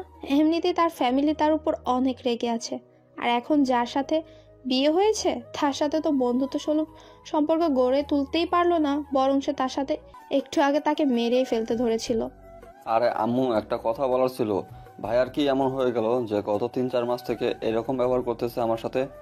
এর আগে তো কত ভালোবাসতো আমাকে। তোকে এত কথার উত্তর আমি দিতে পারবো না। তোর প্রশ্ন আমার কানে খুব জ্বালাতন করে। তুই এখন এখান থেকে যা। আমার কথা তুমি পাত্তা দাও না কিসের জন্য? আমি একটা প্রশ্ন করলে তুমি সেটা এড়িয়ে যাও কেন বলো তো? আমি কি দোষ করেছি যে তুমি আমার সাথে এরকম করো, কোনো কথার উত্তর দাও না? আমার এখন কোনো কিছু ভালো লাগছে না। তুই গিয়ে তোর ভাবির সাথে গল্প কর, আমাকে ডিস্টার্ব করবি না। এখন তো তোর ভাবি আছে তাই না, তার সাথে গল্প করতে পারিস। তোমার ছেলের জন্য তো আমি তার কাছে যাইতেই পারি না। তোমার ছেলে সবসময় আমার সাথে খারাপ ব্যবহার করে। এর একটা বিহিত করবে কিনা তুমি তাই বলো, না হলে কিন্তু আমি আব্বুকে বিচার দিতে বাধ্য হব। তোর কিন্তু দিন দিন পাকনামি বেশি হয়ে যাচ্ছে। পড়াশোনার খবরই নাই। সব সময় দেখতেছি তুই আমার সাথে না হলে তোর ভাইয়ার সাথে লেগে থাকতেছিস। ব্যাপার কি? আচ্ছা, আমিও যখন বড় হব আমাকেও তো বিয়ে দিবে তাই না? তাহলে আমার বউয়ের সাথে যদি কেউ কথা বলে তাহলে কিন্তু আমিও তার সাথে এরকম ব্যবহার করবো তাই না? ওরে হতচ্ছাড়া, তোর তো দেখতেছি দিন দিন বুদ্ধি জ্ঞান লোপ পাচ্ছে। কারণ তুই এখন দেখতেছি অন্যমনস্ক হয়ে যাচ্ছিস। তোর বয়স কত? তুই মাত্র ক্লাস 7-এ পড়িস, আর তুই এখন বলতেছিস বিয়ের কথা। দাঁড়া, তোর ভাইয়াকে বিষয়টা বলতেছি। তুমি সবসময় আমাকে ভাইয়ার ভয় দেখাও কিসের জন্য বুঝি না। ভাইয়া আমাকে কি করবে? কিছুই করতে পারবে না। তুমি শুধু আমাকে ভাইয়ার ভয় দেখাও। তুমি আমাকে বলো কবে দিবা আমার বিয়ে? কি বললি তুই? আর একবার বল। আমি একটু কানে কম শুনছি তো ইদানিং। আর একবার বল, তাহলে ভালো হবে। তাই নাকি? তাহলে তো তোমাকে কানের ডক্টর দেখাতে হয়। তাহলে আজকে চলো কানের ডক্টরের কাছে যাই, গিয়ে তোমার কানটা পরিষ্কার করে নিয়ে আসি। আর আমি তোমাকে বইয়ের কথা বলতেছি। তাই নাকি? আচ্ছা, আশিককে আমি ব্যাপারটা বলছি, তারপর দেখছি তোর কি বিচার করা যায়। এখন তো যতই বলিস তুই আমার কথা শুনবি না, কারণ এখন তোর বয়স বেড়ে গিয়েছে। আর এতই পাকলামি করছিস যে আমার ধোঁয়া ছোঁয়ার বাইরে চলে যাচ্ছিস। এখন আমি আশিককে কথাটা জানাতে বাধ্য হব। আরে আম্মু, তুমি এত রাগ দেখাও কেন আমার উপর? বুঝি না আমি কোনো ভুল কথা বলেছি? আমি তো সত্যি কথা বললাম। আমার বই লাগবে, নতুন বই। আমি কানে ঠিক শুনছি। আমি কানে কম শুনবো কিসের জন্য? তুই যেটা বলেছিস আমি শুনেছি। আর এখন ন্যাকামি করতে হবে না। আমি তোর ভাইয়াকে বিষয়টা বলতেছি একটু পর। প্লিজ আম্মু, তুমি একটু বোঝার চেষ্টা করো। আমি তোমাকে বইয়ের কথা বলেছি, আর তুমি কি না কি শুনেছো, আর সেটা নিয়ে এখন ভাইয়াকে বিচার দিবে? এটা ঠিক বলো? তোমার ছোট্ট ছেলেটাকে যে এত নির্যাতন করবে তোমার বড় ছেলে, তোমার সহ্য হবে? সেটা পরে দেখা যাবে। এখন তুই যেটা বলেছিস সেটার জন্য ক্ষমা চাইবি আমার কাছে, না হলে কিন্তু সত্যি সত্যি বিচার দেব। আচ্ছা আম্মু, আমি আমার ভুল স্বীকার করতেছি। আমি আর কখনো তোমাকে বলবো না আমার নতুন বই কিনে দেওয়ার কথা। আমি আব্বুকে বলবো এখন থেকে। আমাকে মাফ করে দিও। ওরে হতচ্ছাড়া, তুই কি সত্যি সত্যি স্বীকার করবি নাকি? আমি তোর ভাইয়াকে বিচার দেব কোনটা? যদি আশিকের কাছে বিচার যাই তাহলে তোর অবস্থা কি হবে তুই ভেবে দেখ। আচ্ছা আম্মু, আমি ভুল স্বীকার করে নিচ্ছি। প্লিজ তুমি আমাকে মাফ করে দাও। এখন আমি ভাবির কাছে যাচ্ছি। দেখি তোমার খাটার ছেলেটা এখনো রুমে আছে নাকি ভাবি একা। ভাবি একা থাকলে তো সেই রকম একটা গল্প হবে। নীল তার আম্মুকে কথাটা বলে নীল সেখান থেকে চলে আসলো। ধীরে ধীরে আবার তার ভাইয়ার রুমের দিকে এগোতে লাগলো। তার ভেতরে ভয় লাগছে, কিন্তু সাহস জুগিয়ে যাচ্ছে। তার মনে হচ্ছে এই সময় তার ভাইয়া বাসায় থাকে না, বাইরে গিয়ে আড্ডা দেয়। আজকে হয়তো চলে গিয়েছে। তখন যা ব্যবহার করলো, এখন তো রুমে থাকার কথা না। নীল কোনো কিছু না ভেবে তাড়াতাড়ি রুমের কাছে চলে আসলো আর দরজা খোলা পেয়ে ভেতরে প্রবেশ করে নিল। ভিতরে প্রবেশ করে দেখে আশিক প্রিয়াঙ্কাকে কোলে তুলে রেখেছে আর প্রিয়াঙ্কা সেখানে শুয়ে আছে। হঠাৎ করে আশিক নীলকে দেখে একটু অস্থির বোধ করলো। যতই হোক না কেন, ছোট ভাইয়ের সামনে তো আর এইসব কাণ্ড কারখানা করা যাবে না। কিছু বলতেও পারলো না। নীল তাড়াতাড়ি সেখান থেকে বেরিয়ে আসলো আর আশিক প্রিয়াঙ্কার দিকে একটু তাকিয়ে দেখলো যে প্রিয়াঙ্কার চোখ বন্ধ করে শুয়ে আছে। আশিক একটা দীর্ঘ নিঃশ্বাস নিল, কারণ আজকে একটা বড় দুর্ঘটনা থেকে বেঁচে গেল। প্রিয়াঙ্কা, এই প্রিয়াঙ্কা, ওঠো। এখন তোমাকে গোসল করতে হবে, তোমার শরীর ঘেমে যাচ্ছে। এত দরদ দেখাতে হবে না, আর আমার সাথে এত ভালোভাবে কথা বলতে হবে না, বোঝেন নাই? দেখো, আমার মাথা গরম করাবে না সব সময়। যেটা বলতেছি সেটা করলে সমস্যা কি তোমার? আমি যেটা বলতেছি সেটা শুনলে তোমার সমস্যা কোথায়? আমি কারো কথা শুনতে বাধ্য না যে আমি সবার কথা শুনবো। আমি কখন বললাম যে তুমি সবার কথা শুনবে? তুমি আমার কথা শুনলে তাতেই চলবে। আর এত কথা বলো কিসের জন্য? বেশি এমনিতেই শরীর খারাপ, তার উপর এত কথা বলতেছো কিসের জন্য আমার সাথে? আমি যদি মারা যাই তাহলে কারো কিছু যায় আসে না, আমার বাবা মারও না, আমার নিকটস্থ আত্মীয় স্বজনেরও। অনেক হয়েছে, এখনো তর্ক করতে পারবো না। চলো আমার সাথে, তুমি গোসল করে নিবা। আর তোমার শরীর খুব ক্লান্ত দেখাচ্ছে, একটু ডাক্তারের কাছে যাব। এখন আর কোনো কথা শুনতে চাই না। সবকিছু এতই সহজ, যখন যেটা বলবেন সেটাই শুনতে হবে আমাকে, যখন যেটা করবেন সেটাই আমাকে মেনে চলতে হবে, এরকম তো আমি না। আমি তো কোনো কিছু শুনতে চাই না। আমি যেটা বলতেছি সেটা করলে ভালো হয়, আর না করলে কিন্তু আমার মাথা গরম হয়ে গেলে আমি কখন কি করব নিজেও জানি না। কার মাথা ব্যথা করতেছে, কার কি করতেছে সেটা দেখার আমার সময় নেই। এখন আপনি এখান থেকে চলে যান, আমি একা থাকতে চাই। না হলে আমাকে ছেড়ে দেন, আমি অন্য রুমে গিয়ে শুয়ে থাকবো, তাও আপনার কথা শুনতে আমি পারবো না। দেখো, মাথা গরম করাবে না, যেটা বলতেছি সেটাই করো, তাহলে ভালো হয়। কেন এরকম করতেছো? কেন তর্ক করতেছো আমার সাথে বুঝতেছি না। বারবার বোঝাচ্ছি, তারপরও কেন বুঝতেছো না? প্রিয়াঙ্কা কোনো কিছু না বলে চুপচাপ সেখানে শুয়ে রইল। আশিকের কোনো জবাব দিচ্ছে না কথা। আশিক বারবার প্রিয়াঙ্কাকে জোর করছে গোসল করার জন্য, কিন্তু প্রিয়াঙ্কা একদম কোনো কথা বলছে না, চুপ হয়ে সেখানেই শুয়ে আছে। প্রিয়াঙ্কা বারবার আশিকের কাছ থেকে চলে যেতে চাচ্ছে, কিন্তু আশিক শক্ত করে প্রিয়াঙ্কাকে ধরে আছে, যার কারণে প্রিয়াঙ্কা সরে যেতে পারছে না। তাই প্রিয়াঙ্কা বাধ্য হয়ে সেখানেই শুয়ে রইল। আর কোনো কিছু করার নেই তার। সে কি করবে? তার তো শক্তি নেই। এখন শরীরে শক্তি দেখিয়ে সেখান থেকে সরে যাবে? প্রিয়াঙ্কার এইরকম কাণ্ড দেখে আশিক এখন একটু বুঝতে পারছে যে প্রিয়াঙ্কার সাথে আশিক কত কি করেছে। সে বিয়ের দিন থেকে আজকে পর্যন্ত তার সাথে কতই না অত্যাচার করেছে সে। প্রিয়াঙ্কার তো এখানে কোনো দোষ ছিল না। যার দোষ ছিল সেটা তো আর আশিকের মধ্যে ছিল না। আশিক তো প্রিয়াঙ্কাকে মেনে নিতে পারেনি, কিন্তু প্রিয়াঙ্কাও তো আশিককে মেনে নিতে পারেনি। দুজনেরই সমান সমান ছিল, কিন্তু প্রিয়াঙ্কার সাথে যেটা করেছে সেটা অন্যায় করেছে আশিক। প্রিয়াঙ্কা অন্যজনকে ভালোবাসে সেটা আশিক জানা সত্ত্বেও তার সাথে অত্যাচার করেছে, তাকে শারীরিক নির্যাতন করেছে, তাকে কত কি করেছে, মানসিকভাবে টর্চার করেছে। আশিক এখন কেন জানি নিজের ভুলটা বুঝতে পারছে। প্রিয়াঙ্কাকে যতই কষ্ট দিচ্ছে, প্রিয়াঙ্কা সব কিছু মুখ বুজে সহ্য করে নিচ্ছে। কাউকে বিচারও দিচ্ছে না, কাউকে কোনো কিছু বলছে না, বাসায় ফোন করেও বলছে না। একদম নিজের ভেতরে সব কিছু নিয়ন্ত্রণ করে চলছে, বাইরে কোনো কাজ করছে না। অন্য কেউ হলে হয়তো এতক্ষণে তাকে ছেড়ে চলে যেত। এতক্ষণে কিন্তু আশিক প্রিয়াঙ্কাকে যে এত অত্যাচার করলো, কিন্তু প্রিয়াঙ্কা তো একবারও মুখ ফুটে আশিকের প্রতিবাদ করলো না, শুধু তার কারণটা জানতে চেয়েছিল। আর মাঝে মাঝে একটু হালকা পাতলা রাগ দেখিয়েছিল, তার থেকে আর একটা বেশি কথা বলেনি প্রিয়াঙ্কা। আশিক বুঝতে পারছে না যে কি করবে। আশিক মনে মনে ঠিক করলো এখন প্রিয়াঙ্কার কাছ থেকে তাকে ক্ষমা চেয়ে নিতে হবে, কারণ তার সাথে যে কাজগুলো করেছে সেগুলো আশিক যখন বুঝতে পারছে যে সে কাজগুলো করেছে সেগুলো সবই অন্যায় করেছে প্রিয়াঙ্কার সাথে, কেন এরকম করতেছে এখন বুঝতে পারছে আশিক। একটু আগে যদি ঘটনাটা একটু ব্যতিক্রম হয়ে যেত তাহলে তো এখানে কত কি হয়ে যেতে পারতো। এখনও তো একজনের জীবনের তো জীবন চলে যেতে পারতো। কেন সে এরকম করতেছে? কেন সে নিজের মেন্টালিটিটা ঠিক করতে পারছে না? সেটা তো তার নিজের ব্যর্থতা, সেটা কেন প্রিয়াঙ্কার উপর চাপিয়ে দিচ্ছে সে বারবার? আশিক মনে মনে ভাবতে ভাবতে একদম নিঃশেষ হয়ে গেল। কি করতেছে সে? দেখো, তুমি যদি এখন আমার কথা না শোনো, সত্যি কিন্তু আমি কি করব নিজেও জানি না। আমার কথা শোনো, তাহলে তোমার জন্য ভালো হবে। তোমার যা ইচ্ছা তাই করো, আমি তোমার কথা শুনবো না। এটা আমি শেষবারের মতো বলতেছি, আমাকে আর ডিস্টার্ব করবে না। দেখো, এরকম জেদ ধরে থাকবে না। তাড়াতাড়ি গোসল করে ফ্রেশ হয়ে নাও। ডাক্তারের কাছে যাব, সেখান থেকে সোজা তোমাদের বাসায় যাব। ওখানে 2 দিন থাকবো, তারপর বাসায় আসবো। আমার এখানে বিয়ে হয়েছে, আমাকে এখানে থাকতে বলেছে আমার বাবা মা। আমি সেখানে মরে গেলেও যাব না। এখন আর আপনি আমাকে এইভাবে জোর জবরদস্তি করবেন না, আমার ভালো লাগতেছে না। কেন? আমার কথা শুনলে সমস্যা কোথায়? এমন করতেছো কিসের জন্য বুঝতেছি না। আমার কথা শোনো তুমি। আর তুমি কেন জেদ ধরে আছো নিজের উপর, বা আমার উপর কেন জেদ করে আছো? কেন আপনি আমাকে এইভাবে অত্যাচার করতেছেন বলেন তো? তার থেকে একবার মেরে ফেলুন তো। এত কষ্ট শুনতে আমার ভালো লাগে না। একটু আগেই তো মেরে ফেলতে ধরেছিলেন, এখন আবার জীবিত রেখে এত কথা বলতেছেন, ব্যাপার কি? তার থেকে একেবারে মেরে ফেলুন, ঝামেলা শেষ। আমি বলেছি এখন আমার কথা শোনো। এখন যদি তুমি গোসল না করো তাহলে আরো অসুস্থ হয়ে যাবে। আর ডক্টরের কাছে না গেলে তো কখনো সুস্থ হবে না, তোমাকে দেখে বোঝা যাচ্ছে। আমি মারা গেলে তো কারো কিচ্ছু আসবে যাবে না, তাহলে আমাকে নিয়ে এত টেনশন করার কি আছে বুঝতেছি না। এত আলকাপিরে দেখাতে হবে না। বুঝতে পেরেছি, কথায় কোনো পাত্তা পাবো না তোমার সাথে।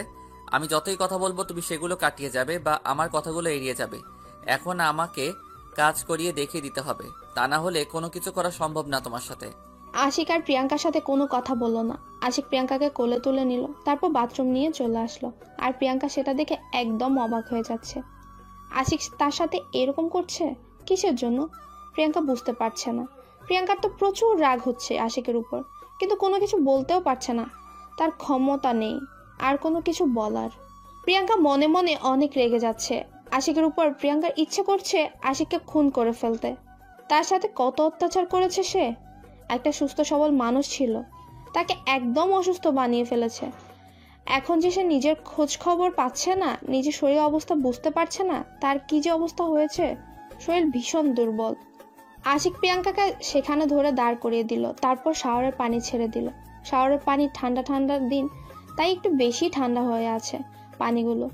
প্রিয়াঙ্কার গায়ে পানি পড়তে প্রিয়াঙ্কার গায়ে কাটা দিয়ে উঠলো। প্রিয়াঙ্কা নিজের অজান্তেই আশিককে অনেক শক্ত করে জড়িয়ে ধরল ঠান্ডার কারণে, যাতে করে তার শরীরে একটু উষ্ণতা হয়, তার শরীরে একটু গরম হয়ে যায়। কিন্তু আশিক প্রিয়াঙ্কাকে তার বুক থেকে সরিয়ে শাওয়ারের পানির নিচে দাঁড় করিয়ে রাখলো, যাতে করে তার গোসলটা ভালো করে হয়। কারণ প্রিয়াঙ্কার শরীর অনেক গরম আর শরীরটা অনেকটাই ঘেমে গিয়েছে। প্রিয়াঙ্কা যত তাড়াতাড়ি সম্ভব তার সারা শরীর ভালোভাবে ভিজিয়ে নিল। তাড়াতাড়ি গোসল করতে হবে, তাকে প্রচুর ঠান্ডা লাগছে। কেন জানি আশিক প্রিয়াঙ্কাকে এক মুহূর্তের জন্য একা ছেড়ে দিচ্ছে না। যদি ছেড়ে দেয় আর যদি পড়ে যায় তাহলে তো নিশ্চয়ই একটা ক্ষতি হয়ে যাবে। আজকে আশিকের ভুলের জন্যই প্রিয়াঙ্কার এই অবস্থা। আশিক প্রিয়াঙ্কাকে ভালোভাবে ধরে রেখেছে সযত্নে, যাতে করে প্রিয়াঙ্কার আর কোনো ক্ষতি না হয়। সে তো একটা মানুষ, পশু তো না, রোবটও না। তাকে যতই অত্যাচার করা হোক না কেন, কেন যে কষ্ট পাবে না? সে তো মানুষ, তারও তো কষ্ট হয়। হয়েছে অনেক, আমার ঠান্ডা লাগতেছে, এখন আমাকে বাইরে নিয়ে চলুন। আমি তো মানুষ, রোবট না যে যতক্ষণ খুশি ততক্ষণ ভিজিয়ে রাখবেন আমাকে পানিতে।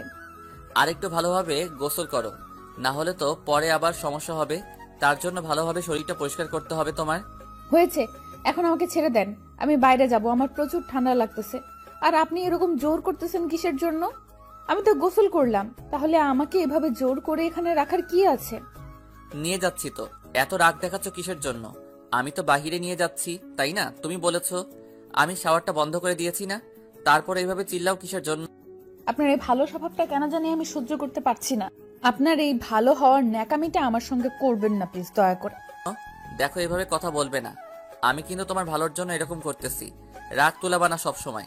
ভালোভাবে কথা বলতেছি, ভালো ব্যবহার করতেছি, সহ্য হচ্ছে না তাই না? না, সহ্য হচ্ছে না, আমার কোনো কিছু সহ্য হচ্ছে না। আপনি আমার সাথে এরকম ভালো ব্যবহার করবেন না। আপনি যেটা আসল ব্যবহার, আপনার যেটা আসল ব্যবহার সেই রূপ আমাকে দেখাবেন। ন্যাকামি করতে আসবেন না, ন্যাকামি করতে হবে না আমার সাথে। আচ্ছা, আমি তো অনেক নেকামি করি, আমি অনেক খারাপ। আমি কথা দিচ্ছি, তোমার ভালোবাসার মানুষকে তোমার কাছে ফিরিয়ে এনে দিব। তুমি তার ডিটেলসগুলো আমাকে দাও, আমি তার কাছে তোমাকে দিয়ে দেব, সমস্যা নেই। এত ন্যাকামি করতে হবে না, বোঝেন নাই? আমাকে এভাবে দয়া দেখাতে হবে না। আর আমার সাথে যত খুশি যত পারেন অত্যাচার করতে থাকেন, যাতে করে আমি তাড়াতাড়ি মরে যাই। দেখো, এত কথা বলতে পারবো না। তুমি সব সময় একটু বেশি কথা বলো। আমি যেটা বলতেছি সেটাই করো। তার ডিটেলসগুলো আমাকে দিয়ে দাও। আমি তাকে খুঁজে তোমার হাতে তুলে দেব, আর তোমাকে আমার কাছ থেকে মুক্তি দেব। কথা দিলাম। সত্যি বলতেছেন নাকি নাটক করতেছেন? আবার কোনো প্ল্যান আছে নাকি? প্ল্যান কাজে লাগানোর জন্য আমার দুর্বলতার সুযোগ নিচ্ছেন? এখানে কোনো দুর্বলতার সুযোগ নিচ্ছি না। তুমি আমাকে তার ঠিকানাটা দাও। আমি তার সাথে যোগাযোগ করে তোমার সাথে কথা বলে তারপর তোমাকে সেখানে নিয়ে গিয়ে আমি দিয়ে আসব। সমস্যা নেই, আমার কাছ থেকে তোমাকে মুক্তি দিয়ে দিব। তারপর প্রিয়াঙ্কা আশিককে মাহিনের বিষয়ে সব কিছু ডিটেলস সহ বলে দিল। মাহিন কোথায় থাকে, কোন ক্লাসে পড়ে, কোথায় আড্ডা দেয়, কোথায় কোথায় তাদের দেখা হয়, সব কিছু বলে দিল। আর মাহিনের বাসার ঠিকানাটাও বলে দিল, যাতে করে আশিকের সুবিধা হয় মাহিনকে খুব তাড়াতাড়ি তার কাছে এনে দেওয়া। প্রিয়াঙ্কা মনে মনে অনেক খুশি হলো আশিকের এইরকম ব্যবহার দেখে। পরে আবার ভাবলো আশিকের এটা কোনো নতুন প্ল্যান না তো। সেটা ভেবে আবার মন খারাপ হয়ে গেল প্রিয়াঙ্কার। তা ভালো লাগছে, কারণ আশিক তার সাথে একটু ভালো ব্যবহার করছে, তার ভালোবাসার মানুষকে ফিরিয়ে এনে দিতে চাচ্ছে। দেখা যাক শেষ পর্যন্ত কি হয়।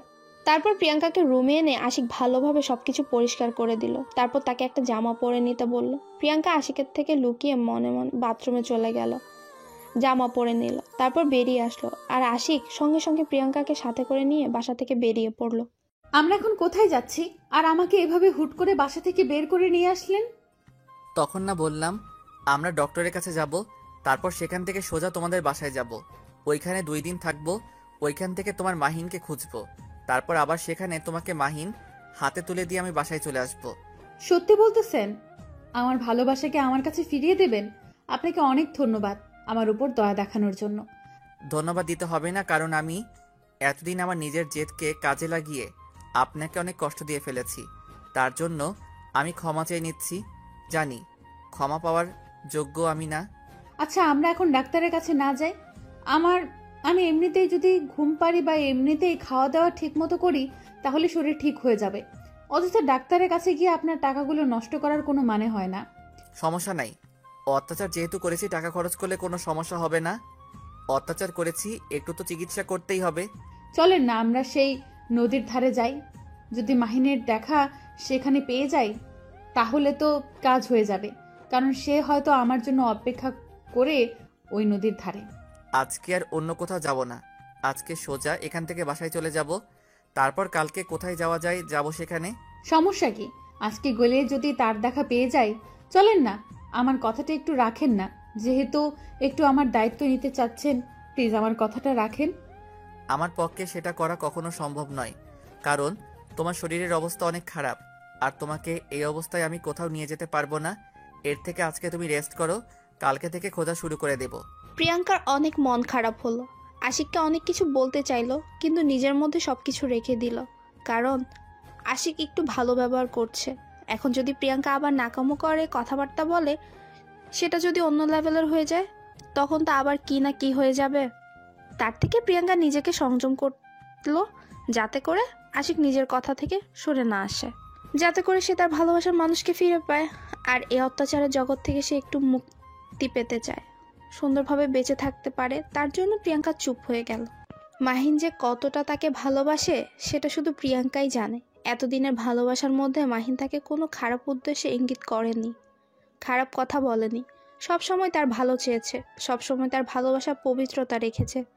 কিন্তু আজকে বিয়ে হওয়ার 1 সপ্তাহ হয়ে গেল, মাহিনের একবারও খোঁজ খবর নিল না। এই বিষয়টা খুব চিন্তায় ফেলে দিচ্ছে প্রিয়াঙ্কাকে, কারণ মাহিন নিজের কোনো ক্ষতি করলো না তো আবার তার বিয়ের কথা শুনে। প্রিয়াঙ্কা আর কোনো কিছু ভাবতে পারছে না।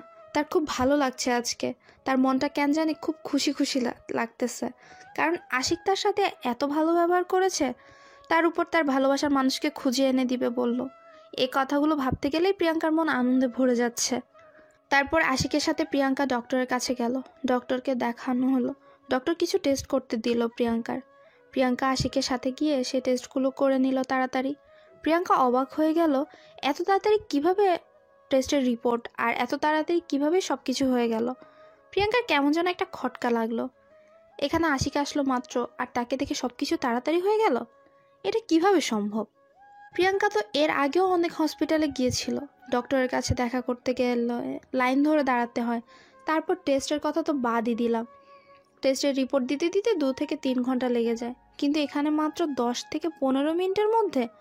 মানে টেস্টের পরীক্ষা করতে যতক্ষণ না সময়, তার থেকে বেশি সময় লাগলো না। আর তার থেকে বড় কথা হলো, ডক্টর কিভাবে এত তাড়াতাড়ি রিপোর্ট দেখে?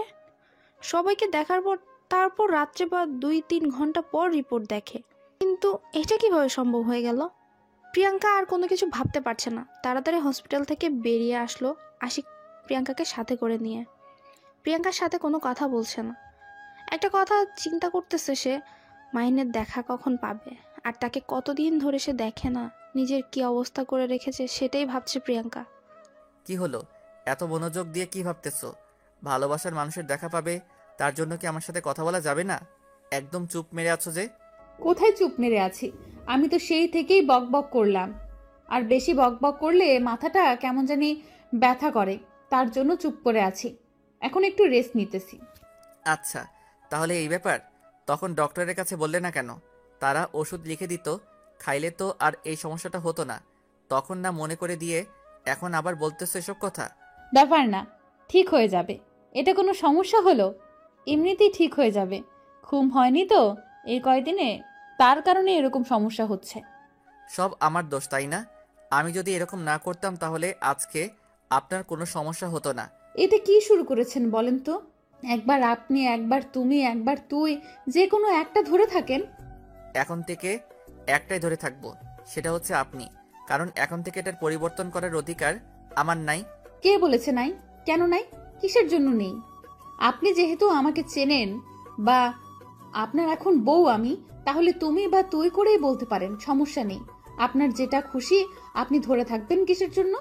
ভালো জিনিসের কদর আমরা করতে পারি না, তাই আমিও হয়তো ভালো জিনিসের কদর করতে পারলাম না। তার জন্য এখন থেকে আপনি ঠিক করে রাখছি। কি বলবেন আপনি? আপনার কোনো কথা আমি বুঝতে পারতেছি না।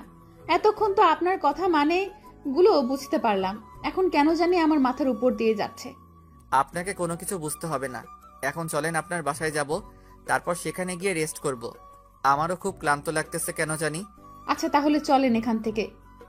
তো আমাদের বাসা অনেক দূর, জার্নি করতে হবে। কে বলেছে অনেক দূর?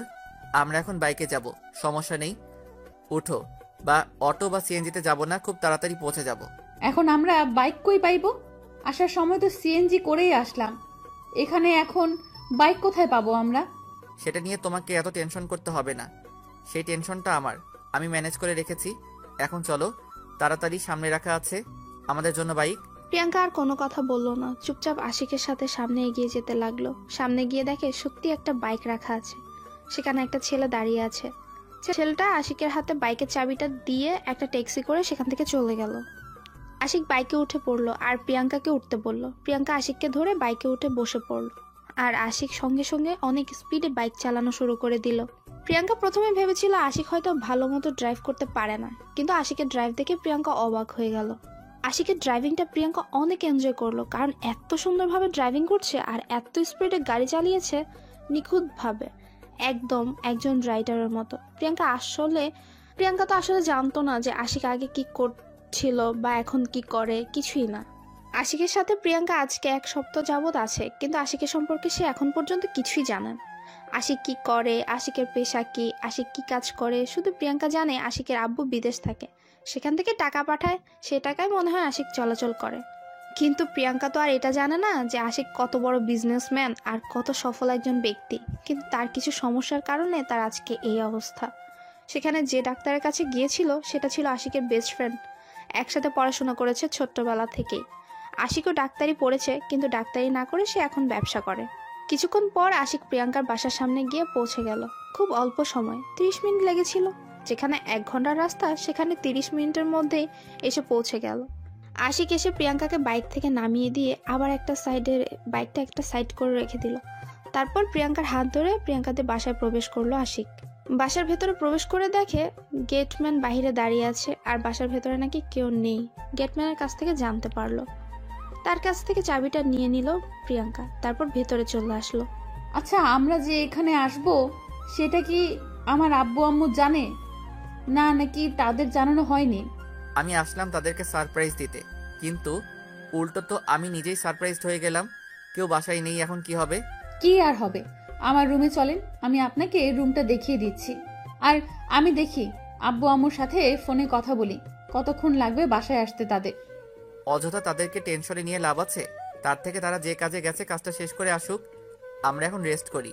এটা কেমনে হয়? আপনি জামাই মানুষ, নতুন এসেছেন শ্বশুরবাড়ি, আর আপনার খাতিরদারি করবে না? এটা কেমনে হয়? আপনি এখানে শুয়ে থাকেন, আমি আপনার জন্য নাস্তা নিয়ে আসতেছি। এত দরদ দেখাতে হবে না। নিজের শরীরের খোঁজ পায় না সে নাকি আমার জন্য নাস্তা করতে যাবে? কে বলেছে শরীরের খোঁজ পায় না? এখন আমি ঠিক আছি, এখন আমি আপনার জন্য নাস্তা করে নিয়ে আসতে পারবো। আমার উপর বিশ্বাস রাখেন, আমি নিয়ে আসতেছি। এটা না করে এই নেন আমার মোবাইল। আপনার সেই ভালোবাসার মানুষকে একটু ফোন দেন। আপনার সিম থেকে ফোন দিলে হয়তো না ধরতে না পারে অভিমান করে, তাই আমার আননোন সিম থেকে ফোন করেন আর কথা বলেন কালকে কোথায় যাব, আমরা গিয়ে তার দেখা পাবো। যেহেতু আমার উপর অভিমান করে আছে, এখন যদি ফোন করি আর দেখা করার কথা বলি তাহলে নিশ্চয়ই আসবে না। তার থেকে সে যেখানে সেখানে থাকে, আমি সব জায়গা চিনি। আমরা কালকে সেখানে সেখানে যাব। বাকিটা আপনার ইচ্ছা। আমার বলা উচিত ছিল, আমি বললাম। এখন যদি আপনি তার সাথে কথা বলেন তাহলে ভালো, না বললে আমার তো কিছু করার নেই। যেটা অবশ্যই ঠিক বলেছেন, যেহেতু আপনার কিছু করার নেই তাহলে আপনি এখানে বসে থাকেন, আমি আপনার জন্য নাস্তা রেডি করে আনতেছি। আপনাকে দেখে ক্লান্ত মনে হচ্ছে, আপনি শুয়ে থাকেন, আমি নিচে যাচ্ছি আর আসতেছি। বলতেছি না আমার জন্য কিছু করা লাগবে না। আর আপনার এই অসুস্থ শরীর নিয়ে আপনি নিচে যাবে না, আসবেনও না, আর এখানে শুয়ে থাকবেন। পরে আবার ঝামেলা হবে, না হলে আমি এত কিছু নিতে পারবো না। তার থেকে আপনি শুয়ে থাকেন। আমাকে নিয়ে এত টেনশন করতে হবে না, আমার কিছু হবে না, আমি একদম ঠিক থাকবো। আপনার জন্য নাস্তা নিয়ে আসতেছি, এত কথা বলতে হবে না আমার সাথে, আমি যাব আর আসবো। আমার উপর কথা বলা কিন্তু আমি একদম পছন্দ করি না, সেটা আপনি ভালো করে জানেন। আশা করি আর বোঝাতে হবে না। এখন চুপচাপ এখানে শুয়ে রেস্ট করেন, আমার কিচ্ছু লাগবে না।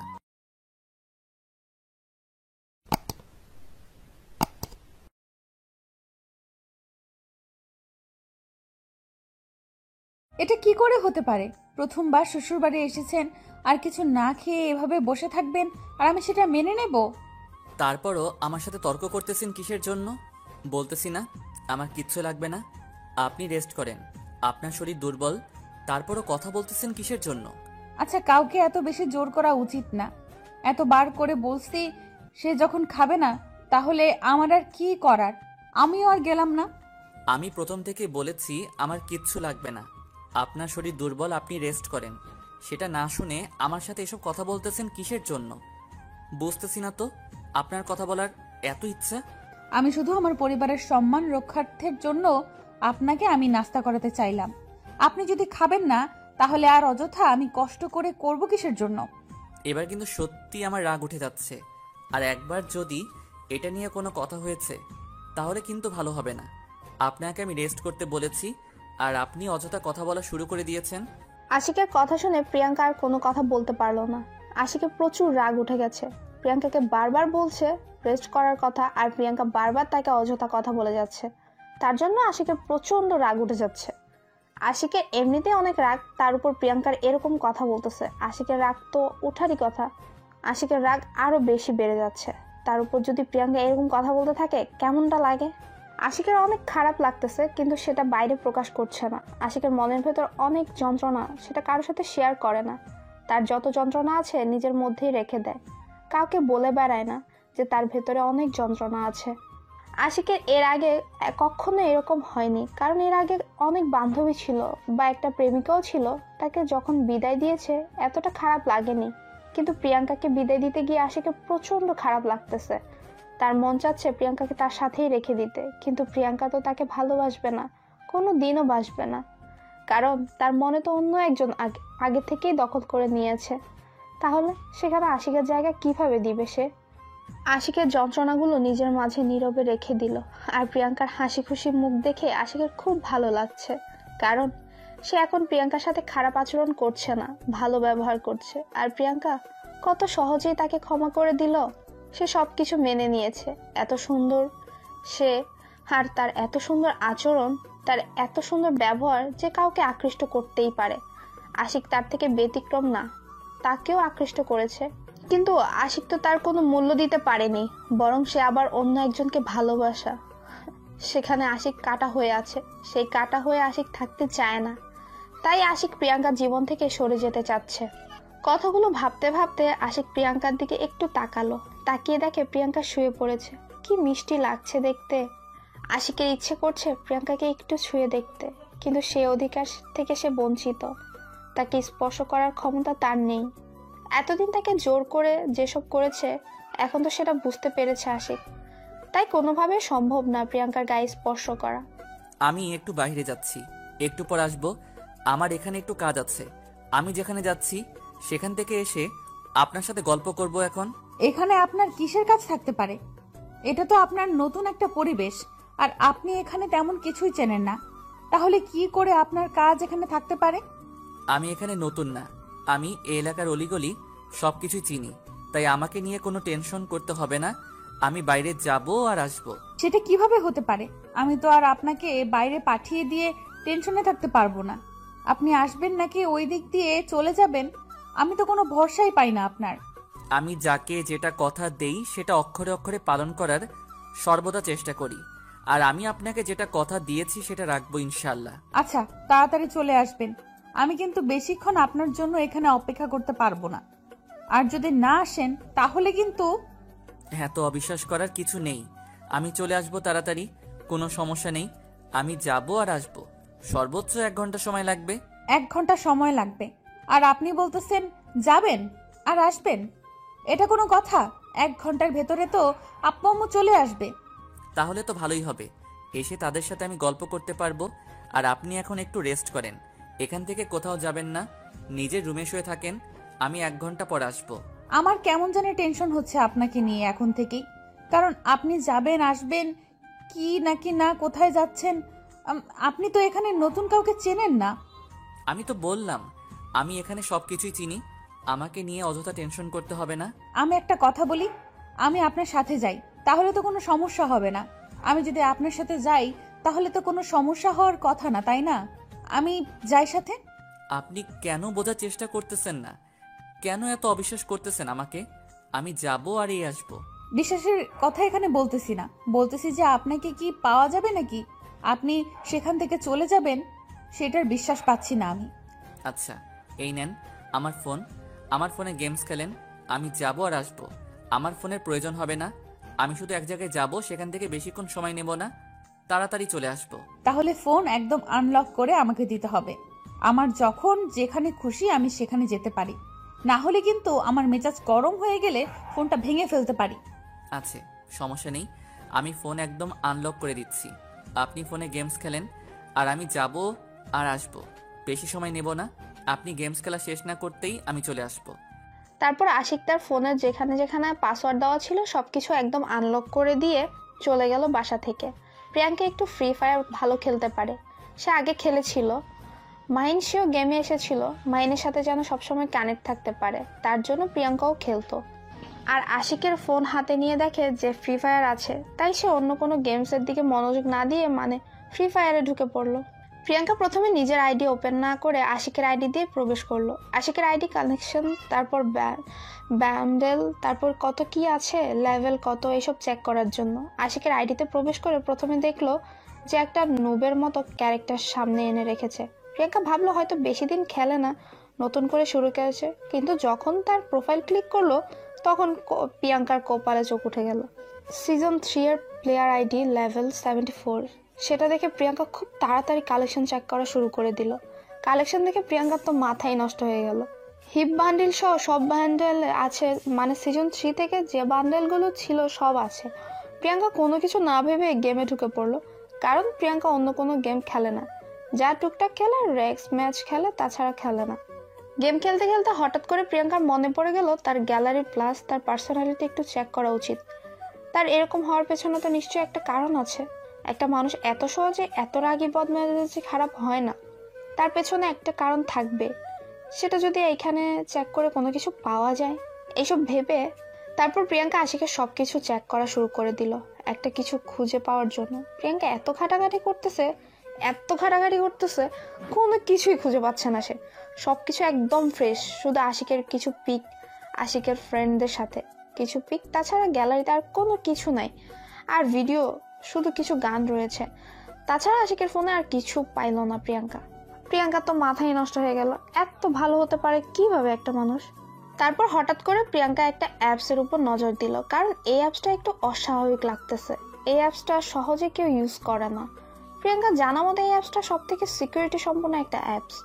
প্রিয়াঙ্কা তাতে প্রবেশ করতে যাবে, তখনই পাসওয়ার্ডের কাহিনী যাচ্ছে। পাসওয়ার্ডটা এখন কি দেবে ভেবেই পাচ্ছে না প্রিয়াঙ্কা। প্রিয়াঙ্কা অনেকভাবে চেষ্টা করতেছে, কিন্তু কোনোভাবেই সে অ্যাপসটার ভেতরে ঢুকতে পারছে না, কারণ সিকিউরিটি দেওয়া আছে। সেখানে কিভাবে প্রবেশ করা যায়? এখানে তো এত সহজে প্রবেশ করা যাবে না। প্রিয়াঙ্কা অনেক কয়েকটা পাসওয়ার্ড দিয়ে চেষ্টা করলো, কিন্তু একটাও কাজ হচ্ছে না। আশিক যেটা যেটা করে সবকিছুই, মানে এমন এমন কোনো জিনিস নাই যে প্রিয়াঙ্কা যতটুকু জানে আশিকের সম্পর্কে সবকিছু দিয়ে ট্রাই করলো, একটা দিয়েও খুললো না। প্রিয়াঙ্কা এসব নিয়ে ঘাটাঘাটি করতেছিল, হঠাৎ করে আশিক রুমের ভেতর প্রবেশ করে। প্রিয়াঙ্কা আশিককে দেখে তার সেই অ্যাপসটা থেকে বেরিয়ে পড়লো। তারপর প্রিয়াঙ্কা দাঁড়িয়ে পড়লো বিছানা ছেড়ে।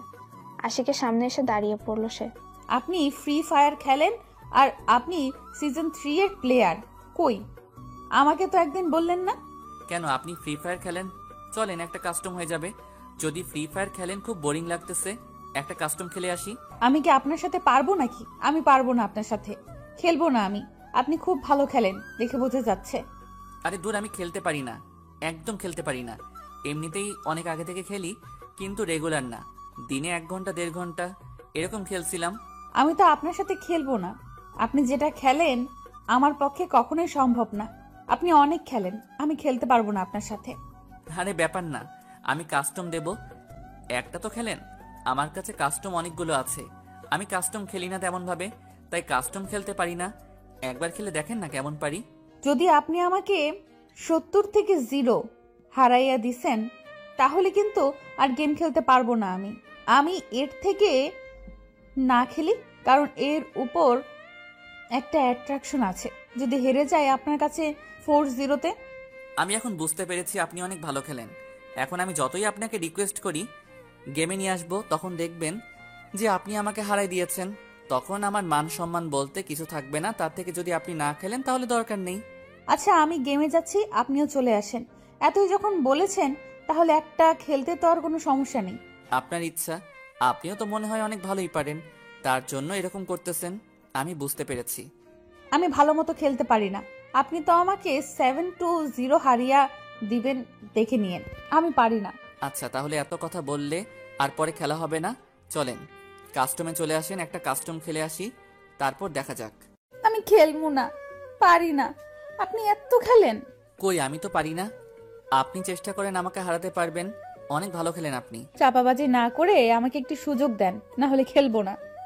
এত ন্যাকামি না করে ভালো করে খেলেন, আমাকে হারাতে পারবেন। আপনার খেলা অনেক ভালো। আপনি এত ভালো খেলতে পারেন, আগে জানলে আমি সত্যি আপনার সাথে কাস্টম খেলতাম না। কি লজ্জা, আমি একটাও জিততে পারলাম না। এখানে লজ্জার কি আছে? আমরা তো এমনিতেই খেললাম, এখানে লজ্জার কথা আসলো কোথা থেকে? আচ্ছা বাদ দেন, এখন আপনি আমাকে আপনার লাইফের ঘটনাগুলো কি একটু বলবেন প্লিজ? আমার খুব জানার ইচ্ছা। আমার লাইফের ঘটনা শুনে আপনি কি করবেন? আপনি তো আমার লাইফ থেকে চলে যাচ্ছেন। তাহলে এসব শুনে অযথা সময় নষ্ট করার কোনো মানে হয়? চলে যাচ্ছি সেটা ঠিক আছে, কিন্তু একটু জানার ইচ্ছা আছে।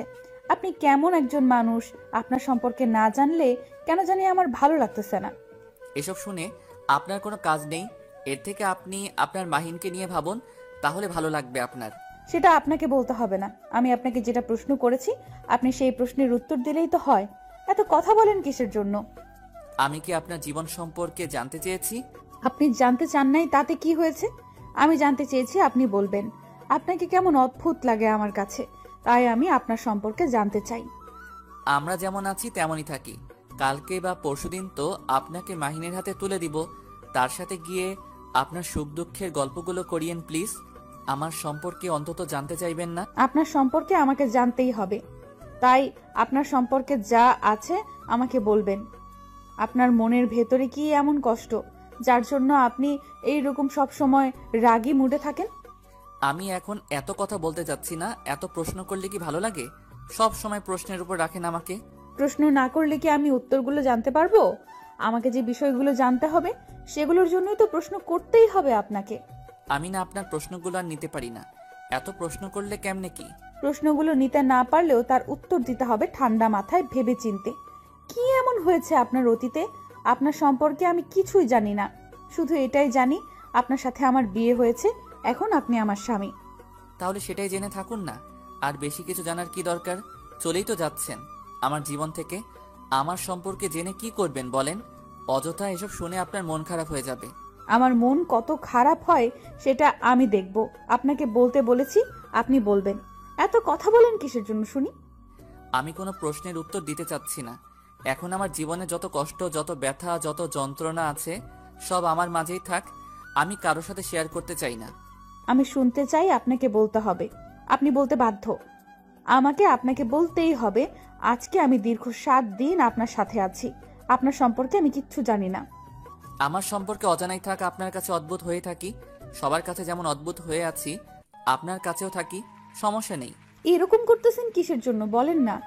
আপনার জীবনে কি এমন হয়েছে? আপনি হয়তো ছোট থেকে তো এরকম ছিলেন না। যে কোনো একটা লাইফের ঘটনা ঘটে গিয়েছে, তারপর থেকেই এরকম পরিবর্তন। সেই ঘটনাটা আমি জানতে চাই। আমার কথা বাদ দেন, আপনার ভালোবাসার ঘটনাটা আমাকে বলেন, আমি শুনি। আমার ভালো লাগে মানুষের ভালোবাসার ঘটনা শুনতে। আপনার আর মাহিনের ভালোবাসার সম্পর্কটা কিভাবে তৈরি হলো? সেটা শুনে আপনি কি করবেন? আপনার কোনো দরকার নেই। আমি যেটা প্রশ্ন করেছি আপনি সেই প্রশ্নের উত্তর দিলেই তো হয়। আমার খুব ভালো লাগে অন্যের ভালোবাসার কথাগুলো শুনতে। নিজের ভিতর যতই কষ্ট থাক না কেন, অন্যের ভালোবাসার গল্প শুনতে খুব ভালো লাগে আমার। তখন নিজের মনের ভিতরে একটা ভালো লাগা কাজ করে। এত কথা বলতে পারবো না আমি যেটা প্রশ্ন করেছি সেটার উত্তর দিচ্ছেন না, উল্টো আপনি আমাকে প্রশ্ন করতেছেন। এটা ঠিক না। আগে আমার প্রশ্নের উত্তর দেন, তারপর আমি বলবো। আমি বললাম তো, এখন কোনো কিছু ভালো লাগতেছে না, এখন শুধু শুনতে ভালো লাগতেছে। আপনি আপনার ভালোবাসার কাহিনীগুলো বলেন, আমি সেগুলো শুনি একটু। আমার কিন্তু এবার রাগ উঠে যাচ্ছে। কেন এরকম করতেছেন? কিসের জন্য বলতেছেন না আমাকে? আমাকে বললো সমস্যা কি বলেন তো? আপনি আমাকে এত অত্যাচার করেন, আমি কিছু বলেছি? শুধু আপনাকে একটা রিকোয়েস্ট করেছি, আর আপনি রাখবেন না? প্রিয়াঙ্কার কথা শুনে আশিক একদম চুপ হয়ে গেল। এখন সে এই কথার কি উত্তর দিবে? প্রিয়াঙ্কার প্রশ্নের কোনো উত্তর নেই তার কাছে। প্রিয়াঙ্কা যে কথাটা বলেছে সেটা সত্যিই বলেছে। প্রিয়াঙ্কা তো খারাপ কিছু বলেনি। আশিক প্রিয়াঙ্কার সাথে যে কাজটা করেছে, প্রিয়াঙ্কা সেই কথাটাই আশিককে এখন বলছে। কিন্তু এখন কেন জানি আশিকের খুব খারাপ লাগছে। নিজেকে অপরাধী মনে হচ্ছে প্রিয়াঙ্কার সামনে। তার এখন মনে যাচ্ছে যে সে প্রিয়াঙ্কাকে এখানে রেখে চলে যাক, একটু একা থাকুক প্রিয়াঙ্কা। কখনো এই কথাগুলো ভুলে যাবে না, কারণ তার লাইফে সে একটা কালবৈশাখী ঝড়ের মতো তার জীবনটা তছনছ করে দিয়ে চলে গেল। তার জীবনটাতে তো আশিক খুশি করে দিতে পারলো না। এখন একটু সময় পেয়েছে বা সুযোগ পেয়েছে, এখন প্রিয়াঙ্কার ভালো সময় করে দেওয়ার সময় এসেছে তার। আশিকের খুব খারাপ লাগছে। প্রিয়াঙ্কাকে এখন কি জবাব দিবে? তার লাইফের ঘটনা তো সে কাউকে বলতে চায় না, তার নিজের মাঝেই রাখতে চায়। কাউকে সে তার কষ্টের ভাগ দিতে চায় না। এখন যদি প্রিয়াঙ্কা তার লাইফের ঘটনা শুনে, তাহলে প্রিয়াঙ্কার অনেক মন খারাপ হয়ে যাবে। কারণ তার জীবনে যেটা ঘটেছে সেটা যে কেউ শুনলে সেই কান্না করে ফেলবে। তাই এই কথাগুলো কাউকে বলে না, নিজের মাঝেই চেপে রাখে। কিন্তু যখন তার পরিবার থেকে তাকে বিয়ের জন্য চাপ দেয়, তখন সে বাধ্য হয়ে বিয়েটা করে আর প্রিয়াঙ্কা জীবনটাকে নষ্ট করে তোলে। প্রিয়াঙ্কার জীবনটা অযথাই নষ্ট করে দিল। সে যদি তাকে বিয়ে না করতো, তাহলে তার ভালোবাসার মানুষের সাথে সারা জীবন সুখে থাকতে পারতো প্রিয়াঙ্কা। আর সব থেকে বড় কথা হলো, বিয়ে করেছে ঠিক আছে, কিন্তু প্রথম 7 দিন প্রিয়াঙ্কাকে যেভাবে নির্যাতন, অত্যাচার, দেহভোগ করেছে, সেটা তো একটা মানসিকতার পরিচয় হতেই পারে না। কি হলো, চুপ করে আছেন যে? আমার কথার উত্তর দিবেন না? আমি অপেক্ষা করে আছি উত্তর শোনার জন্য। আসলে আমি এই কথাগুলো কাউকে বলতে চাই না। প্লিজ, অনুরোধ করতেছি আপনার হাতে ধরে, প্লিজ আমাকে এই প্রশ্নগুলো জিজ্ঞেস করবেন না। না, আপনাকে বলতেই হবে। কি এমন সমস্যা আছে আপনার জীবনে? কি এমন ঘটে গিয়েছে আমি জানতে চাই। আচ্ছা বলবো, একদিন সময় করে, আজকে না, আগে আমি আমার কাজটা সম্পন্ন করি, তারপর আপনাকে একদিন ডাক দিয়ে বলবো সবকিছু। দেখেন, আজকে বাসায় শুধু আপনি আর আমি, আর কেউ নেই। এরকম সুযোগ আমি কোথাও পাবো না। এরপর যদি আমি মাহিনের কাছে চলে যাই, মাহিন আপনাকে আমার পাশে দেখলে সহ্য করতে পারবে না। আমি তাকে কষ্ট দিতে পারবো না। আপনি এখন বলেন প্লিজ, হাত জোর করে বলতেছি। আচ্ছা কালকে সকালে বলবো। আজকে আমি ঠিক হয়ে নেই, আমার মেন্টালিটি ঠিক করে নেই, সবকিছু আমি নিজের মতো করে গুছিয়ে রাখি। কালকে আপনাকে সবকিছু সুন্দর করে বলে দিয়ে, তারপর মাহিনের হাতে আপনাকে তুলে দিয়ে আমি চলে যাব আপনাদের জীবন থেকে। আমি একটা জিনিস বুঝতে পারছি না, আপনি হঠাৎ করে আমাকে মাহিনের কাছে চলে যেতে দিচ্ছেন? কিছুদিন আগেই তো বললেন যে আমাকে কোথাও যেতে দেবেন না, আর আজকে বা গতকাল থেকে হঠাৎ করে আপনার কি হয়ে গেল? অনেক কিছুই ভেবে দেখলাম, অন্যের ভালোবাসাকে নিজের কাছে এরকমভাবে ধরে রাখা ঠিক হবে না। তাকে মুক্ত করে দেওয়া উচিত, তাদের ভালোবাসাটাকে এক হতে সাহায্য করা উচিত। আমরা তাই। আমার বিশ্বাস হয় না, নিশ্চয়ই কোনো একটা কারণ আছে। কারণ ছাড়া আপনি কখনোই এরকম কাজ করবেন না, সেটা আপনাকে দেখেই বোঝা যায়। বলেন না কি কারণ? আমি আশিক, স্বার্থপর হতে পারি, খারাপ হতে পারি, নির্লজ্জ হতে পারি, একটা অভদ্র হতে পারি, কিন্তু মন মানসিকতা আগে ভালো ছিল, এখন নষ্ট হয়ে গিয়েছে। আগের মন মানসিকতা থেকে একটু ভেবে দেখলাম যে আপনাকে ছেড়ে দেওয়া উচিত। আমার বিশ্বাস হচ্ছে না, এর পেছনে নিশ্চয়ই কোনো রহস্য বা কোনো কারণ আছে। আমি কেন জানি বিশ্বাস করতে পারতেছি না। আসলে আমাকে কি বলা যাবে বিষয়টা? দেখেন, আমি আপনাকে সবকিছু ভেঙে বলছি, তারপরও কেন বিশ্বাস করতে পারতেছেন না? যখন আমি মাহিনের হাতে আপনাকে তুলে দিব, তখন তো বিশ্বাস করতে পারবেন। আমাকে একটু ভালোভাবে লক্ষ্য করে দেখেন তো, আমার চোখে কোনো কিছু রহস্য লুকিয়ে আছে? একদম ফ্রেশ। সেটা না হয় বুঝতে পারলাম, কিন্তু আমার কেন জানি একটু কষ্ট হচ্ছে মেনে নিতে বিষয়টা। আপনার জীবন সম্পর্কেও আপনি আমাকে বলতেছেন না, তারপর আমাদের ভালোবাসার কাহিনী শুনতে চাচ্ছেন। আমার ভালোবাসার ঘটনা শুনলে হয়তো আপনি অবাক হয়ে যাবেন। আর সবথেকে বড় কথা হচ্ছে, আমিও একটা মানুষ, আমারও একটা মন আছে। আমি একজনকে ভালোবেসেছিলাম, কিন্তু দুঃখের বিষয় আমি তাকে আমার আপন করে নিতে পারিনি। প্রিয়াঙ্কা আশিকের মুখ থেকে ভালোবাসার কথা শুনে একটু অবাক হয়ে গেল। সে নিমিষের মধ্যে অন্যরকম একটা অনুভূতি লাভ করলো। আশিক তাহলে একটা মেয়ের জন্য এত খারাপ হয়ে গিয়েছে? প্রিয়াঙ্কা যেটা মনে মনে ভেবেছিল, তাহলে তার ধারণাটাই ঠিক হয়ে গেল। প্রিয়াঙ্কার প্রথম থেকে একটু ধারণা ছিল একটা মেয়ের জন্যই হয়তো আশিকের জীবনটা তছনছ হয়ে গিয়েছে, তার জন্যই হয়তো তাকে এত কষ্ট দিয়ে এসে। আশিক কথাটা বলে মাথা নিচু করে চোখ থেকে নোনা জল ছেড়ে দিল। আশিক যখন মিমের কথা মনে করে, আশিকের চোখের জল ধরে রাখতে পারে না। তাকে সে নিজের জীবন থেকেও বেশি ভালোবাসতো, কিন্তু মিম তার ভালোবাসার কোনোই মর্যাদা না দিয়ে তাকে ছেড়ে চলে গিয়েছে। মিম এমন একটা মেয়ে ছিল যে আশিক না চাইতেও তার মায়ায় পড়তে বাধ্য হয়েছিল। একদম মায়াবী চেহারা ছিল, কিন্তু মায়াবী চেহারার পিছনে যে কালসাপের মতো একটা গ্রুপ ছিল, সেটা আশিক বুঝতে পারেনি। আশিক সবসময় মিমকে নিজের থেকেও বেশি ভালোবাসতো, কিন্তু মিম কখনোই আশিককে আপন করে নিতে পারেনি। সবসময় তাকে সন্দেহ করেছে, সবসময় তাকে ঘৃণা করেছে। আশিকের ভালোবাসাটা মিম কখনোই বুঝতে পারেনি। আশিকের খুব খারাপ লাগতেছে তার কথা মনে পড়তে। তার জন্যই আশিক সবসময় অনেক কঠোর হয়ে থাকে, যাতে করে মিমের কথা মনে না পড়ে। আশিক তার হাত দিয়ে নিজের চোখের পানিটা মুছে ফেললো, আর প্রিয়াঙ্কা সেটা পরক্ষণেই দেখে নিল। কারণ প্রিয়াঙ্কা আশিকের দিকে এক দৃষ্টিতে তাকিয়ে আছে। আশিকের ভাবমূর্তি একদম পরিবর্তন হয়ে গেছে তার জন্য। সে এতদিন থেকে, গত 7 দিন থেকে আশিককে দেখে এসেছে, কিন্তু আশিকের ভেতরের অনুভূতিটা সম্পর্কে সে আজকে বুঝতে পারলো। প্রিয়াঙ্কার খারাপ লাগছে, কারণ ভালোবাসার মর্মটা কি সেটা প্রিয়াঙ্কা হাড়ে হাড়ে জানে।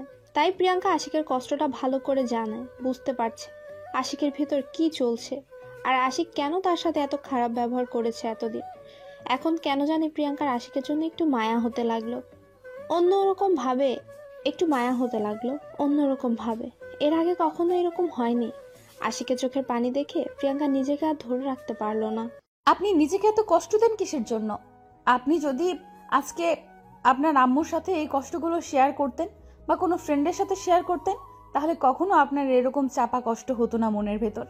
আশিক কোনো প্রকার কথা বলছে না, চুপচাপ মাথা নিচু করে এখনো আছে। প্রিয়াঙ্কা গিয়ে আশিকের কাছে বসে পড়লো, আর আশিকের হাতটা নিজের হাতে নিয়ে নিল।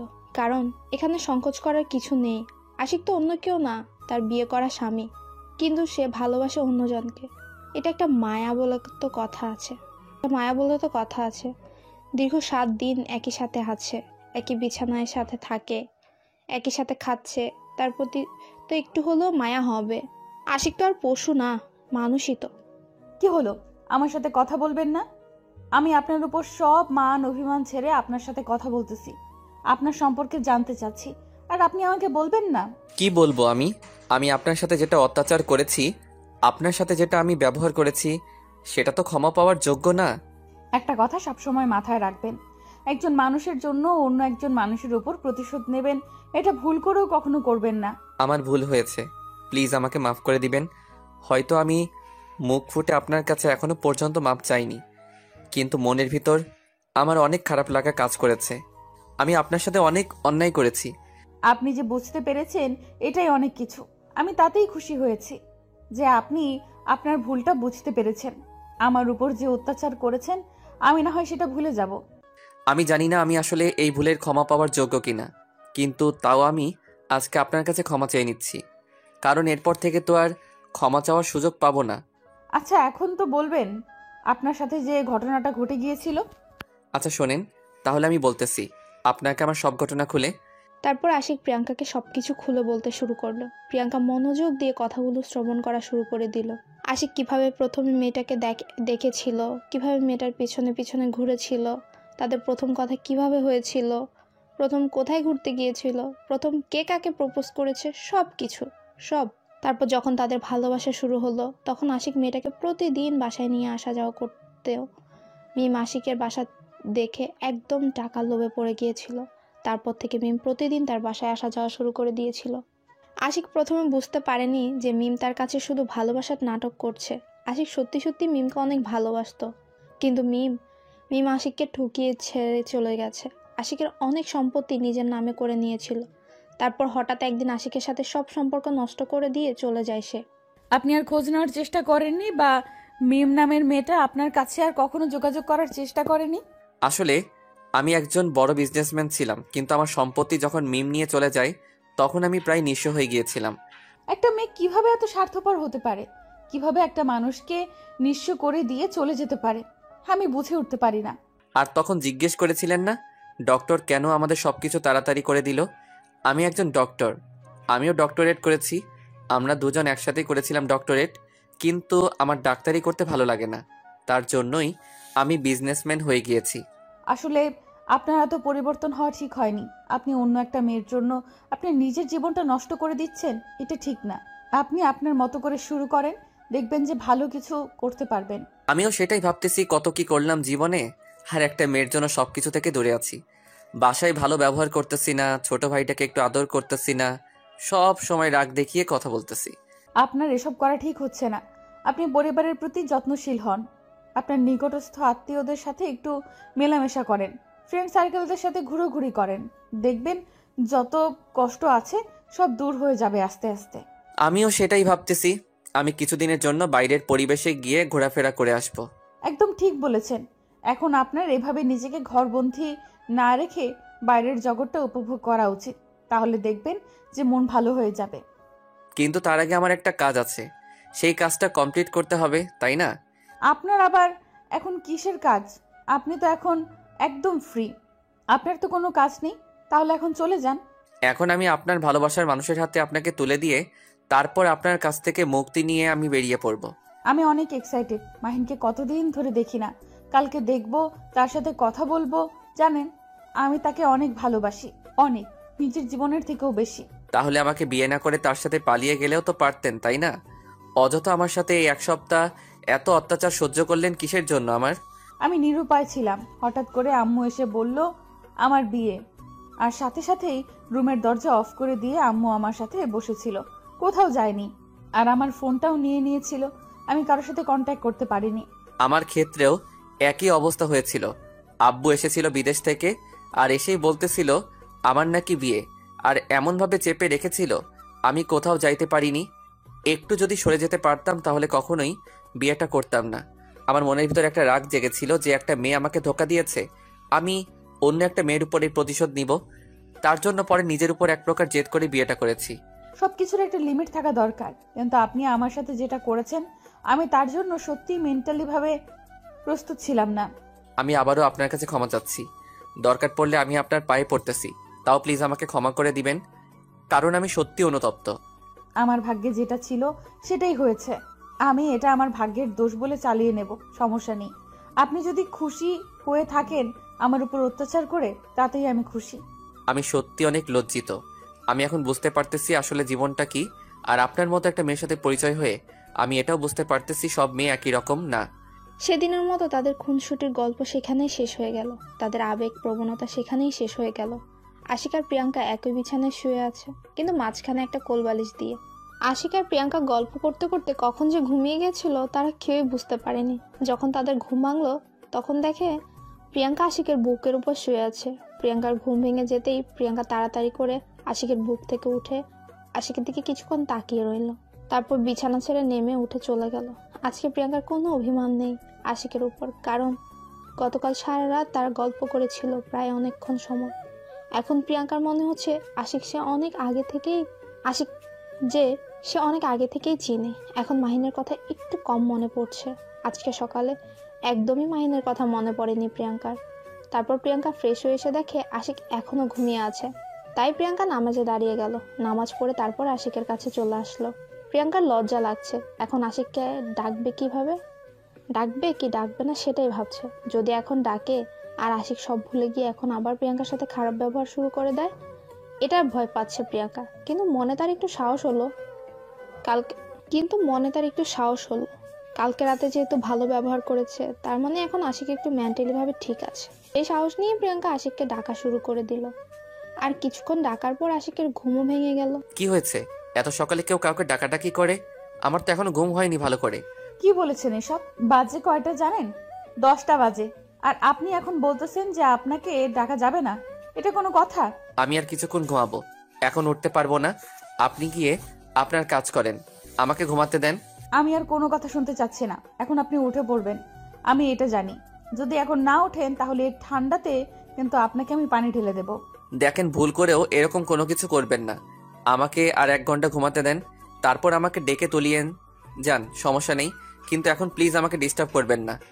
দেখেন, আমিও বেশি কথা বলতে পারবো না। এখন আপনি উঠে পড়বেন, আমি এটাই জানি। যদি এখন না ওঠেন তাহলে কিন্তু সমস্যা হয়ে দাঁড়াবে, বলে দিলাম। এত প্যারা দেন কিসের জন্য বুঝতেছি না। আচ্ছা, উঠে পড়তেছি। এখন আর কোনো কথা বলবেন না। আপনি বাইরে যান, আমি উঠে যাচ্ছি। যতক্ষণ না আপনি বাথরুম থেকে ফ্রেশ হয়ে বেরিয়ে আসতেছেন ততক্ষণ আমি আপনাকে ডিস্টার্ব করতেই থাকবো। আচ্ছা, আমি যাচ্ছি। আপনি তাড়াতাড়ি রেডি হয়ে নেন, এখন বেরিয়ে পড়বো। আর কোনো কিছু দেখবো না। তাড়াতাড়ি আপনার ভালোবাসার মানুষকে খুঁজে বের করতে হবে, তারপর আপনাকে সেখানে হস্তান্তর করে দিয়ে আমি চলে যাব। এত তাড়াহুড়ো করার কিছু নেই। আমরা এখন বাইরে যাচ্ছি না, দুপুরের পর যাব। এখন গেলে তাকে আমি কোথাও খুঁজে পাবো না। আর এত সমস্যা করতেছেন কিসের জন্য? বসে আছি না, আমরা সোজা তার বাসা যাব। আর আপনাকে আমি তার বাসায় রেখে আসবো। আমিও তো যেতে চাচ্ছি, কিন্তু বাসা থেকে এত সকালে বের হতে দিবে না, আমি সেটা ভালো করে জানি। তাই বললাম দুপুরের পর বের হতে পারবো। সেটা নিয়ে আপনাকে টেনশন করতে হবে না, সেটা আমি দেখে নেব বাসা থেকে বের হতে দেয় কিনা। আপনি তাড়াতাড়ি রেডি হয়ে নেন, সেটাই বড় কথা। আচ্ছা, আমি তাড়াতাড়ি রেডি হয়ে নিচ্ছি। তাড়াতাড়ি আপনি ফ্রেশ হয়ে নেন। আর আপনার বের হতে তো অনেক সময় লাগে। আমি যখন কোনো কাজ নিয়ে ব্যস্ত থাকি তখন ফ্রেশ হতে আমার সর্বোচ্চ 2 মিনিট লাগে। আপনি 2 মিনিট সময় দেন, আর 2 মিনিটের ভিতরে আপনি তাড়াতাড়ি রেডি হয়ে নেন। আচ্ছা, দেখা যাবে। এখন কথা না বলে বিছানা থেকে উঠে আগে বাথরুমে চলে যান, তারপর দেখতেছি 2 মিনিট লাগে না 10 মিনিট লাগে। আরে আপনি সবসময় বেশি কথা বলেন। বলতেছি না আমার সাথে কথা না বলে আপনি রেডি হতে চলে যান। আর আপনার রেডি হতে অনেক সময় লাগে, সেটা তো আমি জানি, তাই না? আপনি যে একটা ঝগড়ুটে মানুষ এটা আজকে বুঝতে পারলাম।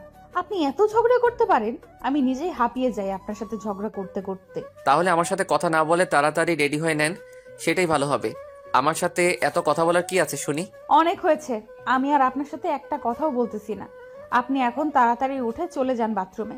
আচ্ছা, আমি যাচ্ছি। আপনিও চলে যান, তাহলে ভালো হবে। এত কথা না বলে এতক্ষণ আমরা দুজনেই রেডি হতে পারতাম, বুঝতে পারছেন? আচ্ছা, আমি আর একটা কথাও আপনার সাথে বলতেছি না আপনাকে। আমি শুধু 5 মিনিট সময় দিচ্ছি, 5 মিনিটের ভেতর রেডি হয়ে আসবেন। আমি তো আজকের পর থেকে আর আপনার সামনে আসবো না। কেন এই কথা বলছেন? কেন? তাতে কি আমাদের দেখা হবে না? আমরা তো এখন বন্ধু হয়ে থাকতে পারি, তাই না? এখন আমি নিজেকে সময় দিব, কাউকে সময় দেওয়ার মতো এখন আমার কাছে সময় নেই। দেখা হবে সেটা ঠিক আছে, কিন্তু কোনো কিন্তু নেই। আমাদের মাসে কমপক্ষে 3 থেকে 4 বার দেখা হতে হবে বন্ধুত্ব রাখতে গেলে। আচ্ছা ঠিক আছে, আমি চেষ্টা করব, তারপর দেখা যাক কি হয় না হয়। আচ্ছা, আমি এখন কি মাহিনকে ফোন করব নাকি সোজা তাকে সারপ্রাইজ করব, কোনটা? এখন ফোন দিলে বলবে চলেই তো এসেছি। আর কিছুক্ষণ অপেক্ষা করুন, তারপর তো সরাসরি কথা বলবেন, তাই না? জানেন, আমি কখনো কল্পনাও করতে পারিনি যে আপনি এত সহজে আমাকে আমার ভালোবাসার কাছে ফিরিয়ে দেবেন। আল্লাহ তাআলা হেদায়েত দিয়েছে, তাই হয়তো আমি আপনাকে ফিরিয়ে দিচ্ছি। যদি হেদায়েত না করতো তাহলে কখনোই হতে দিতাম না। আচ্ছা, তাহলে আমরা এসব কথা আর না বলি, এখন চলেন সেখানে পৌঁছাই আগে। তারপর আশিক আর প্রিয়াঙ্কার সাথে কোনো কথা না বলে সোজা সেই গন্তব্যের উদ্দেশ্যে দুজনে চুপি চুপি যেতে লাগলো। আশিকের মনের ভেতর তা একদম তুফান উঠেছে। সে কি একটা ভুল করলো? এত ভালো মনের মানুষ একটা পেয়েছিল, তাও আবার তাকে বিয়ে করেছিল, কিন্তু তাকে কাছে ধরে রাখতে পারলো না। সেটা তো তার ব্যর্থতা। যাকে সে মন প্রাণ দিয়ে ভালোবাসলো সে তার সম্পত্তি লুটে নিয়ে তাকে নিঃস্ব করে দিয়ে চলে গেল, কিন্তু যাকে সে এক ফোঁটাও ভালোবাসলো না, এখন তার জন্য তাকে কান্না করতে হচ্ছে। আশিক কখনো ভাবেনি যে তার জীবনে আবার প্রেম আসবে, আবার সে অন্য একজনকে ভালোবাসবে, আবার সে কারো মায়ায় পড়ে যাবে। কিন্তু আশিক আজকে বাস্তবতার কাছে হেরে গিয়েছে। সে আবারও প্রেমে পড়েছে, আবারও সে একজনকে নিয়ে চিন্তা করা শুরু করে দিয়েছে। আশিক সবসময় মনে করত সে আর কখনো কাউকে ভালোবাসবে না, কখনো কোনো মেয়ের প্রতি তার ভালোবাসা জাগ্রত হবে না, কোনো মেয়েকে দেখে সে দুর্বল হবে না। কিন্তু তার সেই প্রতিজ্ঞা আজকে ভুল প্রমাণিত হলো।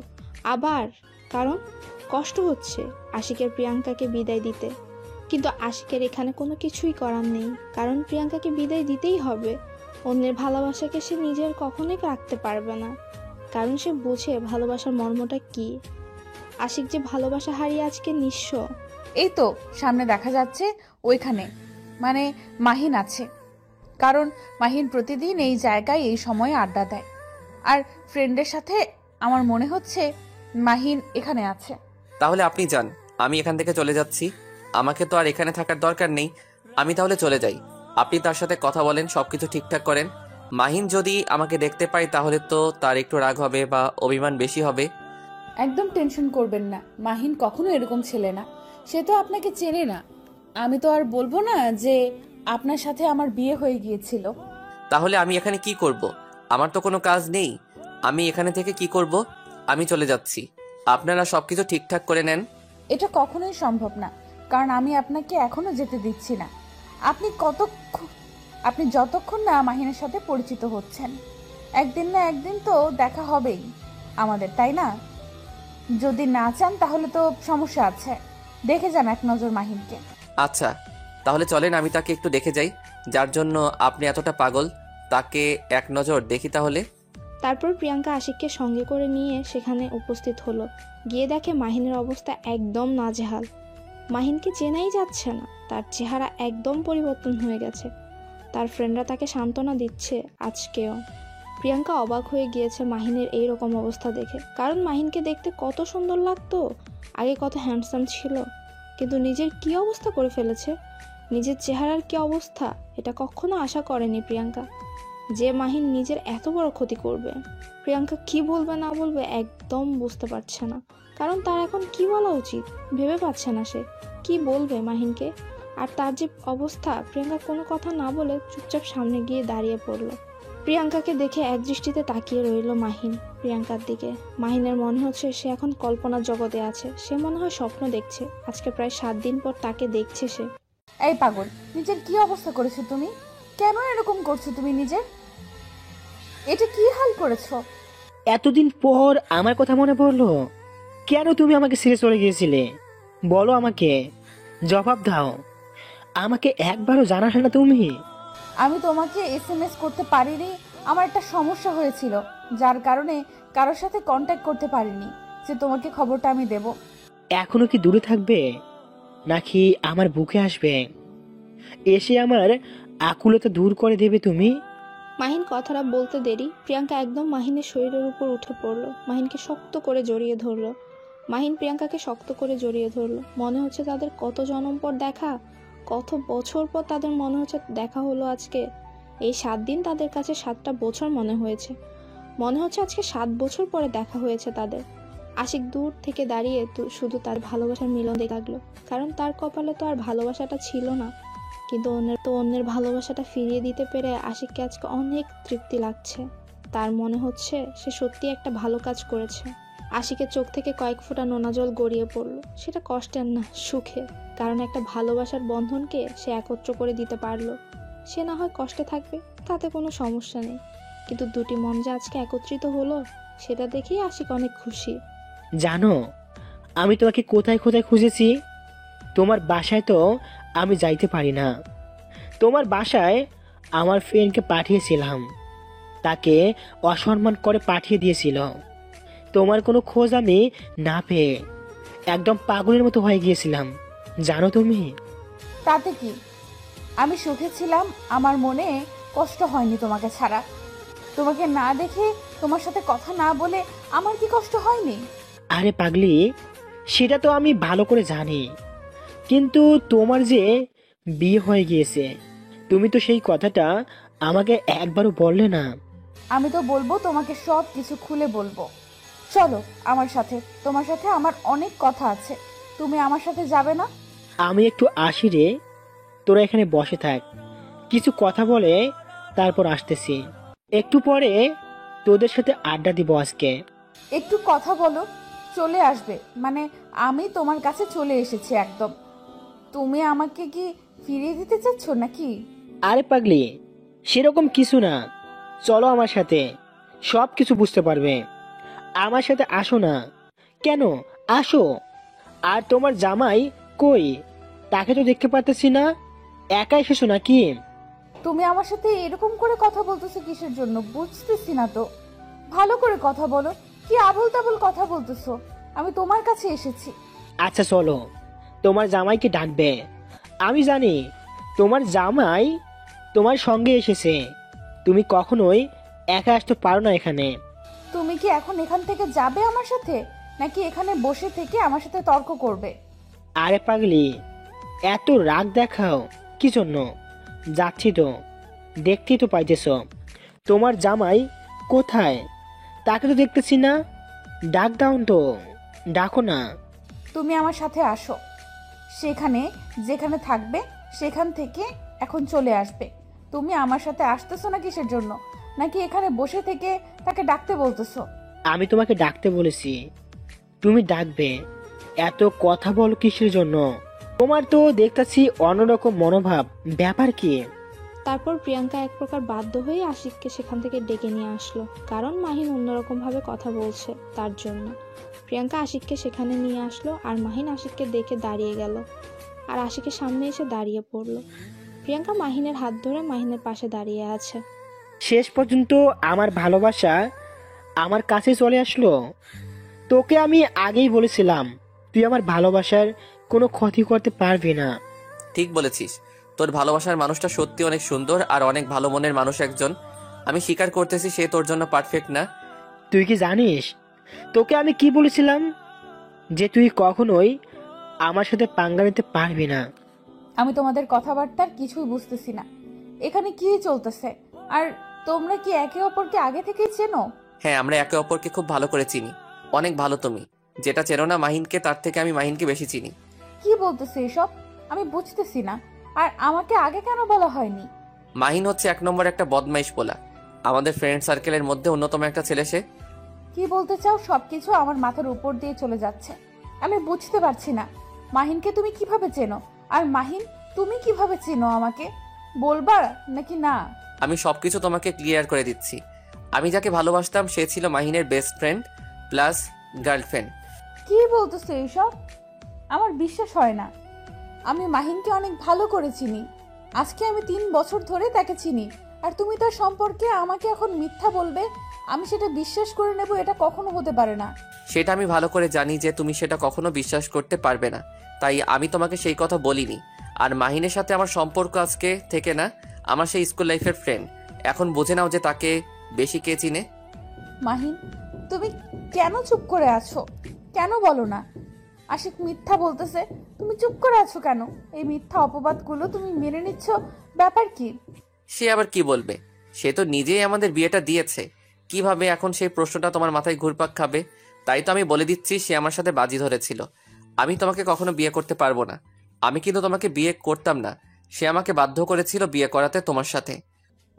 কি হলো মাহিন, তুমি কথা বলতেছো না কিসের জন্য এই বিষয়ে? তোমার নীরবতা বলে দিচ্ছে তুমি একটা প্রতারক। আর আশিক যে কথাগুলো বলেছে সেগুলো সত্যি, তাই তো? তুমি কি জানো মাহিন বিবাহিত, আর তার একটা বউ আছে, আর সে হচ্ছে আমার এক্স। আমি কোনো কিছুই বুঝতেছি না, সবকিছু আমার মাথার উপর দিয়ে যাচ্ছে। তুমি কি আমাকে সবকিছু ক্লিয়ার করে বলবে, নাকি আমি এখানে খুন করে ফেলবো সবাইকে? আমি শুধু তোমাকে সত্যিটা জানার জন্য এখানে নিয়ে এসেছি। আমি মাহিনকে ভালো করে চিনি এবং এখন কোথায় থাকে, কি করে না করে। আর মাহিনের সাথে আমি এখানে আড্ডাও দিতাম, তুমি হয়তো আমাকে লক্ষ্য করতে না।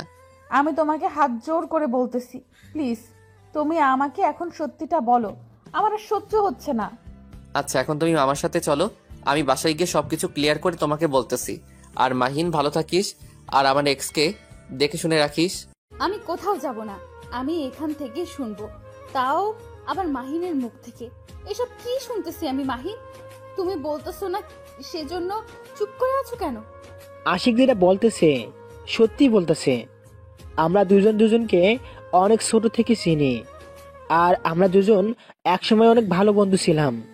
কিন্তু আমি যাকে পছন্দ করতাম আর আশিকও তাকে পছন্দ করতো, মেয়েটা আমাকে না করে দিয়ে আশিককে হ্যাঁ বলে দেয়। তার জন্য তুমি আমার জীবন নিয়ে খেলা করবে? এই সাহসটা কোথায় পেলে তুমি? কেন আমার সাথে এরকম করলে তুমি? এখানে আমার ভুল ছিল, আমি মেনে নিয়েছি। তোমার সাথে আমি ভালোবাসার অভিনয় করেছি, সেটাও আমি মেনে নিয়েছি। আর এখন আমি কিছু বলতে পারবো না, এখন আমার বউ আছে। তুমি আমার মন ভেঙে দিলে। আমি তোমাকে ভালোবাসতাম, কতটা ভালোবাসতাম সেটা বলে বোঝাতে পারবো না। তুমি সেটা ভালো করে জানতে, কিন্তু আমার এত নাটক দেখার সময় নেই। আমার টাকার প্রয়োজন ছিল, আমি শুধু টাকার পেছনে ছুটেছি। তাই বলে তুমি আমার মন নিয়ে খেলা করবে? এই সাহসটা তুমি কোথায় পেলে বলো? আমি কারো কোনো কথার জবাব দিতে বাধ্য না, যে তুমি আমাকে যেটা বলবে আমি তার উত্তর দেব। তুমি এখন এখান থেকে চলে যেতে পারো। মাহিন, কথাগুলো একটু ভেবেচিন্তে বলিস, ভালো হবে না বলে দিলাম। এমনিতেই আমার ভালোবাসার মানুষটাকে তুই... আরে শালা চুপ কর। তোর ভালোবাসার মানুষ মানে সে আমাকে ভালোবাসতো, কিন্তু আমাদের প্ল্যান ছিল তোকে ফকির বানানো। তার জন্য আমরা এই প্ল্যান করেছিলাম। সেটা তো আমি ভালো করে জানি, কিন্তু তুই কি করতে পারলি? আমার কিছু সম্পত্তি নিয়ে কি আজকে কোটিপতি হয়ে গেছিস? একদিন দেখবি তোর এই সম্পত্তি থাকবে না। ভাই বলতেছি, তুই এখান থেকে চলে যা। এখানে সবাই আছে, আর তুই এখানে একা এসেছিস। কথাবার্তা একটু ভালো করে বলিস। আমি আমার মৃত্যুকে ভয় পাই না, পরোয়া করি না কাউকে। আছিস তোরা তো, আমার কি? 2 দিনের ভিতরে তোদের এই পৃথিবী থেকে বিদায় করে দিতে পারি, কিন্তু আমি মানুষ, পশু না। আমি এখন কোনো ঝামেলা জড়াতে চাই না। তুই এখন এখান থেকে চলে যা। আমি কোনো ঝামেলা চাচ্ছি না। তুই তোর মতো থাক, আর আমাকে আমার মতো থাকতে দে। আমাকে যদি ডিস্টার্ব করার একটু চেষ্টা করিস, তাহলে তোর পুরো ফ্যামিলিকে আমি একদম শেষ করে দিব। তোর সেই সাহসটা নেই। তুই ভালো করে জানিস আমার ফ্যামিলিকে নিয়ে যদি কেউ কোনো কথা বলে আমি তাকে কি করি, আর তুই তো সেটা নিজের চোখে দেখেছিস। আর আমিও যে কি জিনিস সেটা তুই ভালো করে জানিস, বুঝিস নাই। তুই যে না জানিস সেটা না। তুই এখন এখান থেকে চলে যা, সেটাই ভালো হবে। আমার মাথায় রক্ত উঠে যাচ্ছে কিন্তু। হাসিক, তুমি আমার সাথে চলো। আমি এখন এখানে থাকতে যাচ্ছি না। আমাকে নিয়ে চলো এখান থেকে, আমার মাথা ব্যথা করতেছে। তুমি এখান থেকে চলে যাও। আমি চাই না আমার লাইফে তোমাকে নিয়ে থাকতে। তুমি তোমার মতো চলে যেতে পারো, আজ থেকে তুমি মুক্ত। আচ্ছা চলে যাব, কিন্তু এখন তুমি আমার সাথে চলো। আমি যেটা বলতেছি সেটা শোনো, না হলে কিন্তু আমি কি করে বসবো নিজেও জানি না। আচ্ছা তাহলে চলো। মাহিন, একটা কথা সবসময় মাথায় রাখবি, ভালো হয়ে যা। আমি চাই না তোর কোনো ক্ষতি করতে, কারণ একদিন হলেও তুই আমার উপকারে এসেছিলি। তাই তুই তোর মতো থাক, আর আমাকে আমার মতো থাকতে দে। আমি কি বলতেছি, এখানে আর একটা মুহূর্ত আমি থাকতে পারছি না। আমাকে এখন এখান থেকে তুমি নিয়ে যাবে, নাকি আমি এখানে একটা কোনো অঘটন ঘটিয়ে ফেলবো? কোনটা? আশিক আর মাহিনের সাথে কোনো কথা বলল না। মাহিন চুপ করে সেখানে গিয়ে বসে পড়লো, কারণ আশিক যে কথাটা বলেছে সেটা সত্যি বলেছে। মাহিন আশিককে ধোকা দিয়েছে, আর সেটা ভালো করে জানে আশিক। প্রিয়াঙ্কা সেখানে কি বলবে ভেবে পাচ্ছে না। তার এখন কি করা উচিত? একবার সে আশিকের দিকে তাকিয়ে আছে, আর একবার মাহিনের দিকে তাকিয়ে আছে অভিমানী দৃষ্টিতে। প্রিয়াঙ্কার এখন ইচ্ছে করতেছে মাহিনকে কষে কয়েকটা থাপ্পড় মারতে, কিন্তু সে তা করতে পারবে না, কারণ সে তাকে নিজের থেকেও বেশি ভালোবাসে। কখনোই তার সাথে এরকম করতে পারবে না। মাহিন না হয় তাকে ধোকা দিয়েছে, তাতে কি হয়েছে? সে তো তাকে অনেক অনেক ভালোবাসতো। সে তো তার ভালোবাসাটাকে সবসময় ধরে রাখতে চেয়েছিল, কিন্তু আজকে সত্যিটা জানার পর প্রিয়াঙ্কা একদম হতাশ হয়ে গেছে। কি হলো? আমি এখানে সবকিছু জানতে চাই। আমাকে বলো কি হয়েছে সেদিন, কেন আমার সাথে এরকম করা হলো? তুমি আমার সাথে চলো, এখন বাসায় যাব। পরে সবকিছু তোমাকে জানিয়ে দেব কি কি হয়েছে। এখন বাসায় যাব তাড়াতাড়ি। আমি এখানে সব প্রশ্নের উত্তর চাই। এখান থেকে আমি কোথাও যাচ্ছি না। আগে আমার প্রশ্নের উত্তর চাই, তারপর এখান থেকে যাব। বোঝার চেষ্টা করো, আমার রাগ তোলাবে না। রাগ তোলালে কিন্তু আমি আর মানুষ থাকবো না, তখন কি করব নিজেও জানি না। রাগ শুধু আপনার একার নাকি আমারও রাগ আছে? আমারও রাগ আছে, আমিও সবকিছু করতে পারি। আমি সেটা ভালো করেই জানি, কিন্তু এখানে আর কোনো কথা বলতে চাচ্ছি না।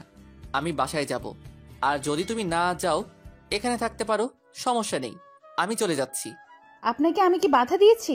আপনি চলে যেতে পারেন না। আমি তো আপনাকে ধরে রাখিনি। আপনি এখানে আছেন কিসের জন্য? এখান থেকে চলে যান। দেখো মাহিন, একটা প্রতারক আমি, তোমাকে সবকিছু বলে দিব। তুমি আমার সাথে আসো, প্রমাণ সহ সবকিছু দেখিয়ে দিব। এখানে থাকলে তাহলে প্রমাণটা দেখাতে পারবো না। আমি কোথাও যাচ্ছি না। আমি এখন কারোর কথা শুনতে চাচ্ছি না। আমার এই জীবনের কোনো মূল্য নেই। না আছে আমার পরিবারের কাছে আমার মূল্য, না আছে আমার স্বামীর কাছে, না আছে এখন ভালোবাসার মানুষের কাছে। তাহলে আমার এই জীবন রেখে লাভ কি? এবার কিন্তু বেশি বেশি হয়ে যাচ্ছে। সত্যি সত্যি থাপ্পড় মেরে অজ্ঞান করে ফেলবো আবার। প্রিয়াঙ্কা আশিকের রাগ দেখে একদম চুপ করে গেল, কোনো কিছু বলতে পারলো না, কারণ আশিকের চোখ একদম লাল বর্ণ ধারণ করেছে। আর এখানে যদি প্রিয়াঙ্কা একবার কথা বলে তাহলে সত্যি সত্যি আশিকের হাতে তাকে মায়ের খেতে হবে, এটার কোনো ভুল নেই। আশিক এসে প্রিয়াঙ্কাকে কোলে তুলে নিল সবার সামনে, আর সেটা দেখে প্রিয়াঙ্কা অবাক হয়ে গেল, আর আশিকের বুকে যত পরে কিল ঘুষি মারা শুরু করে দিল। আশিক সেদিকে কোনো পাত্তা না দিয়ে প্রিয়াঙ্কাকে নিয়ে গাড়িতে উঠিয়ে নিল ও তারপর বাসার উদ্দেশ্যে রওনা দিল। রাস্তায় চুপচাপ, কেউ কোনো কথা বলছে না। আশিক সোজা নিজের বাসায় নিয়ে আসলো প্রিয়াঙ্কাকে। আমাকে নিজের বাসায় রেখে আসেন। আমি আমার বাসায় চলে যাব। এখানে আর আমি এক মুহূর্তও থাকবো না, যেখানে আমার কোনো মূল্য নেই। সেটা পরে দেখা যাবে, এখন এখানে চুপ করে থাকো, আর একটা কথা বলবে না। যদি বেশি রকম কথা বলেছো তাহলে কিন্তু মেরে ফেলবো একদম। তাহলে আমাকে মেরে ফেলেন। এভাবে বাঁচিয়ে রাখছেন কিসের জন্য এখনো? আমি তো মরতে চাই। এখন কি চুপ করে থাকবে, নাকি আমার হাতে কিছুক্ষণ মাইর খাবে তারপর চুপ হয়ে যাবে, নাকি নিজে চুপ হবে, কোনটা? আমি কোনো কিছুই চাই না। আমি শুধু এই পৃথিবীর বুক থেকে মুক্তি চাচ্ছি। আমি আর এই পৃথিবীতে বেঁচে থাকতে চাই না। তোমাকে থাকতেই হবে, তোমাকে এই পৃথিবীতে থাকতেই হবে। আমার কোনো প্রয়োজন নেই। আর এই পৃথিবীতে আমি কার জন্য বেঁচে থাকবো? আমার তো কেউ নেই। তাহলে আমি কেন বেঁচে থাকবো? আমার বেঁচে থাকার কোনো উদ্দেশ্য নেই। বলতেছি না তোমাকে বেঁচে থাকতেই হবে, তোমাকে এই পৃথিবীতে বেঁচে থাকতেই হবে, আমি বলছি। আমি থাকবো না। আমি মরে যেতে চাই। আমার এই পৃথিবীতে কোনো প্রয়োজন নাই। আমি থাকতে চাই না পৃথিবীতে। তোমার প্রয়োজন না থাকতে পারে, কিন্তু আমার তো প্রয়োজন আছে। তোমাকে আমার জন্য হলেও তোমাকে থাকতে হবে এই পৃথিবীতে। যদি ভুলক্রমে কোনো ক্ষতি করার চেষ্টা করেছো নিজের, তাহলে কিন্তু তোমাকে। থেমে গেলেন কিসের জন্য বলেন? আমাকে মেরে ফেলবেন তাই তো? আমি তো মরতে চাচ্ছি, মেরে ফেলেন। আমি আমার নিজের ক্ষতি করব নাকি করব না সেটা আমার ব্যাপার। বলছি না চুপ থাকতে, তারপরে এত কথা বলতেছো কিসের জন্য? বলতেছি না বারবার চুপ করে থাকো, চুপ করে থাকো। না, আজকে আমি চুপ করে থাকবো না। আজকে আমার বলার দিন। আমি আর এই পৃথিবীতে থাকবো না। আপনাকে আরো কিছু বলবো। আজকে লাস্ট কথা আপনার সাথে আমার। আশিক আর নিজেকে কন্ট্রোল করতে পারলো না, রাগে ফেটে যাচ্ছে। নিজের রাগ কন্ট্রোল করার জন্য প্রিয়াঙ্কাকে বিছানার উপর ফেলে দিল, দিয়ে প্রিয়াঙ্কার উপর আশিক উঠে পড়লো। প্রিয়াঙ্কা নড়াচড়া করতেছে, আশিকের সাথে ধস্তাধস্তি করতেছে প্রিয়াঙ্কা আজকে প্রথম। কিন্তু প্রিয়াঙ্কার শক্তি ব্যর্থ আশিকের কাছে, আর প্রিয়াঙ্কা উঠতে পারে না। শেষ পর্যন্ত প্রিয়াঙ্কা হার মেনে নিল, আর সেই সুযোগে আশিক তার ঠোঁট দুটো দিয়ে প্রিয়াঙ্কার ঠোঁট দুটো নিজের আয়ত্তে নিয়ে নিল। প্রিয়াঙ্কা শুধু শব্দ ছাড়া আর কোনো শব্দ করতে পারছে না। প্রিয়াঙ্কা যতই নজর করতেছে আশিক প্রিয়াঙ্কার ঠোঁটে নিজের ঠোঁট দুটো ততই শক্ত করে বসিয়ে দিচ্ছে। শেষ পর্যন্ত প্রিয়াঙ্কা আশিকের ভালোবাসার কাছে নিজেকে সমর্পণ করে দিল, আর প্রিয়াঙ্কা কোনো শক্তি দেখাতে পারছে না আশিককে। কোনো এক অজানা মায়ার টানে আশিকের সাথে খারাপ ব্যবহার করতে পারছে না প্রিয়াঙ্কা। এটা যে একটা বৈধ ভালোবাসা, স্বামী স্ত্রীর ভালোবাসা, এটাতে যতই রাগ অভিমান থাকুক না কেন, একটু ভালোবাসা পেলেই দুজনের আবারও ঠিক হয়ে যায়। এখন তো প্রিয়াঙ্কার মনে মাহিনের জন্য শুধু ঘৃণা আর ঘৃণা, এছাড়া আর কিছুই নেই। আর আশিকের উপর যে ঘৃণাটা ছিল, কিন্তু আজ প্রিয়াঙ্কার মনে ঘৃণার পরিমাণটা কমে যাচ্ছে আর ভালোবাসার পরিমাণটা বেড়ে যাচ্ছে। শেষ পর্যন্ত দুজনের গভীর ভালোবাসা তলিয়ে গেল, দুজন অতল ভালোবাসার সাগরে তলিয়ে যাচ্ছে। আজকে আশিককে কোনো বাধা দিচ্ছে না প্রিয়াঙ্কা। প্রিয়াঙ্কা অনেক উৎসাহের সহিত আশিকের সাথে ভালোবাসার বন্ধনে আবদ্ধ হয়ে যাচ্ছে। আজকের পর থেকে যদি আমাকে একটু কষ্ট দিয়েছো তুমি, তাহলে সেই দিন আমার মরা মুখ দেখবে। সত্যি তুমি আমার জীবনে এসে আমার জীবনটাকে একদম পাল্টে দিয়েছো। আমি তোমাকে কি বলে যে ধন্যবাদ দেব বুঝতে পারতেছি না। থাক, তোমার ধন্যবাদ তোমার কাছে রাখো, আমার কাছে দিতে হবে না। তুমি শুধু আমাকে কষ্ট দেবে না, এটাই হলো সব থেকে বড় কথা। যদি কষ্ট দিয়েছো তাহলে সেদিন বলেই তো দিলাম। আমার দেহে যতদিন প্রাণ আছে আমি তোমাকে হাসি খুশি রাখবো, কথা দিচ্ছি। তোমাকে কখনো কষ্ট দেব না। কথাটা মাথায় রেখো। হ্যাঁ, এখন চলো দুজনে গিয়ে গোসল করব, আর তুমি আমাকে আজকে গোসল করিয়ে দিবা। পারবো না। আমি তোমাকে গোসল করিয়ে দিব কিভাবে? আমার লজ্জা করে, তুমি যাও। থাক, আর আমার লজ্জাবতী স্বামী, তোমাকে লজ্জা পেতে হবে না। যেটা বলেছি সেটাই করো, না হলে কিন্তু ভালো হবে না বলে দিলাম। কি যে বলো না, সত্যি আমার তো একটু লজ্জা বেশি, কিন্তু মাঝে কয়েকদিন ইগো নিয়ে চলছিলাম তো, তাই। তোমার কাহিনী তুমি বন্ধ করো। এখন এখন যাবে কিনা সেটা বলো, না গেলে কিন্তু পানি এনে তোমাকে এখানে ভিজিয়ে রাখবো সারাটা রাত। তারপর আশিকার কি বা করতে পারে এই ব্যাপার নিয়ে প্রিয়াঙ্কার সাথে। প্রিয়াঙ্কাকে যেহেতু মন থেকে ভালোবেসে ফেলেছে, তাই ভালোবাসার মানুষের কথা তো রাখতেই হবে। বাধ্য হয়ে প্রিয়াঙ্কার সাথে আশিক বাথরুমে চলে আসলো, আবার প্রিয়াঙ্কাকে গোসল করিয়ে দিতে লাগলো। তাদের ভালোবাসা পরিপূর্ণতা পেল। আমি চাইলে কিন্তু গল্পটা সেড এন্ডিং দিতে পারতাম, তাহলে কিন্তু আমাদের অনেক খারাপ লাগতো।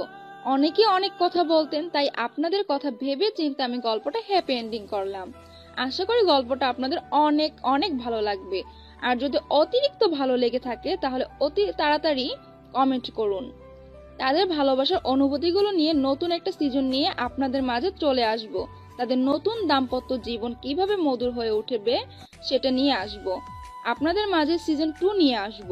আপনাদের সাড়া পেলে সিজন 2 আসবে, না হলে আসবে না। ভালো থাকবেন, সুস্থ থাকবেন, আপনাদের পরিবারকে সব সময় হাসি খুশি রাখবেন, নিজের ভালোবাসার মানুষটার প্রতি যত্নশীল হবেন। আল্লাহ হাফেজ।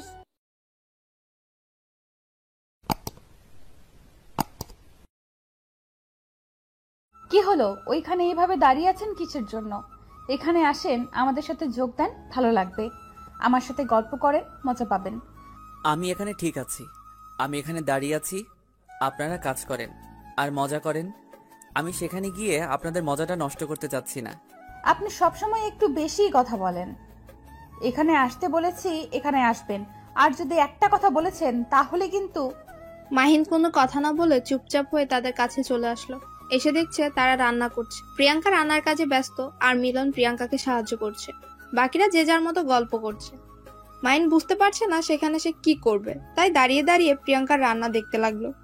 প্রিয়াঙ্কা ভালোই ধৈর্য সহ রান্না করছে, কিন্তু তার একটাই বদভ্যাস, মানুষের টাকা মেরে খায়। আর সে তো বুঝতেই পারে না যে একটা মানুষের টাকা যখন সে মেরে দেয় তখন তার পরিবারের কাছে এসে মানুষটা কতটা চাপে পড়ে যায়। মাহিন চুপচাপ প্রিয়াঙ্কার রান্না দেখছে।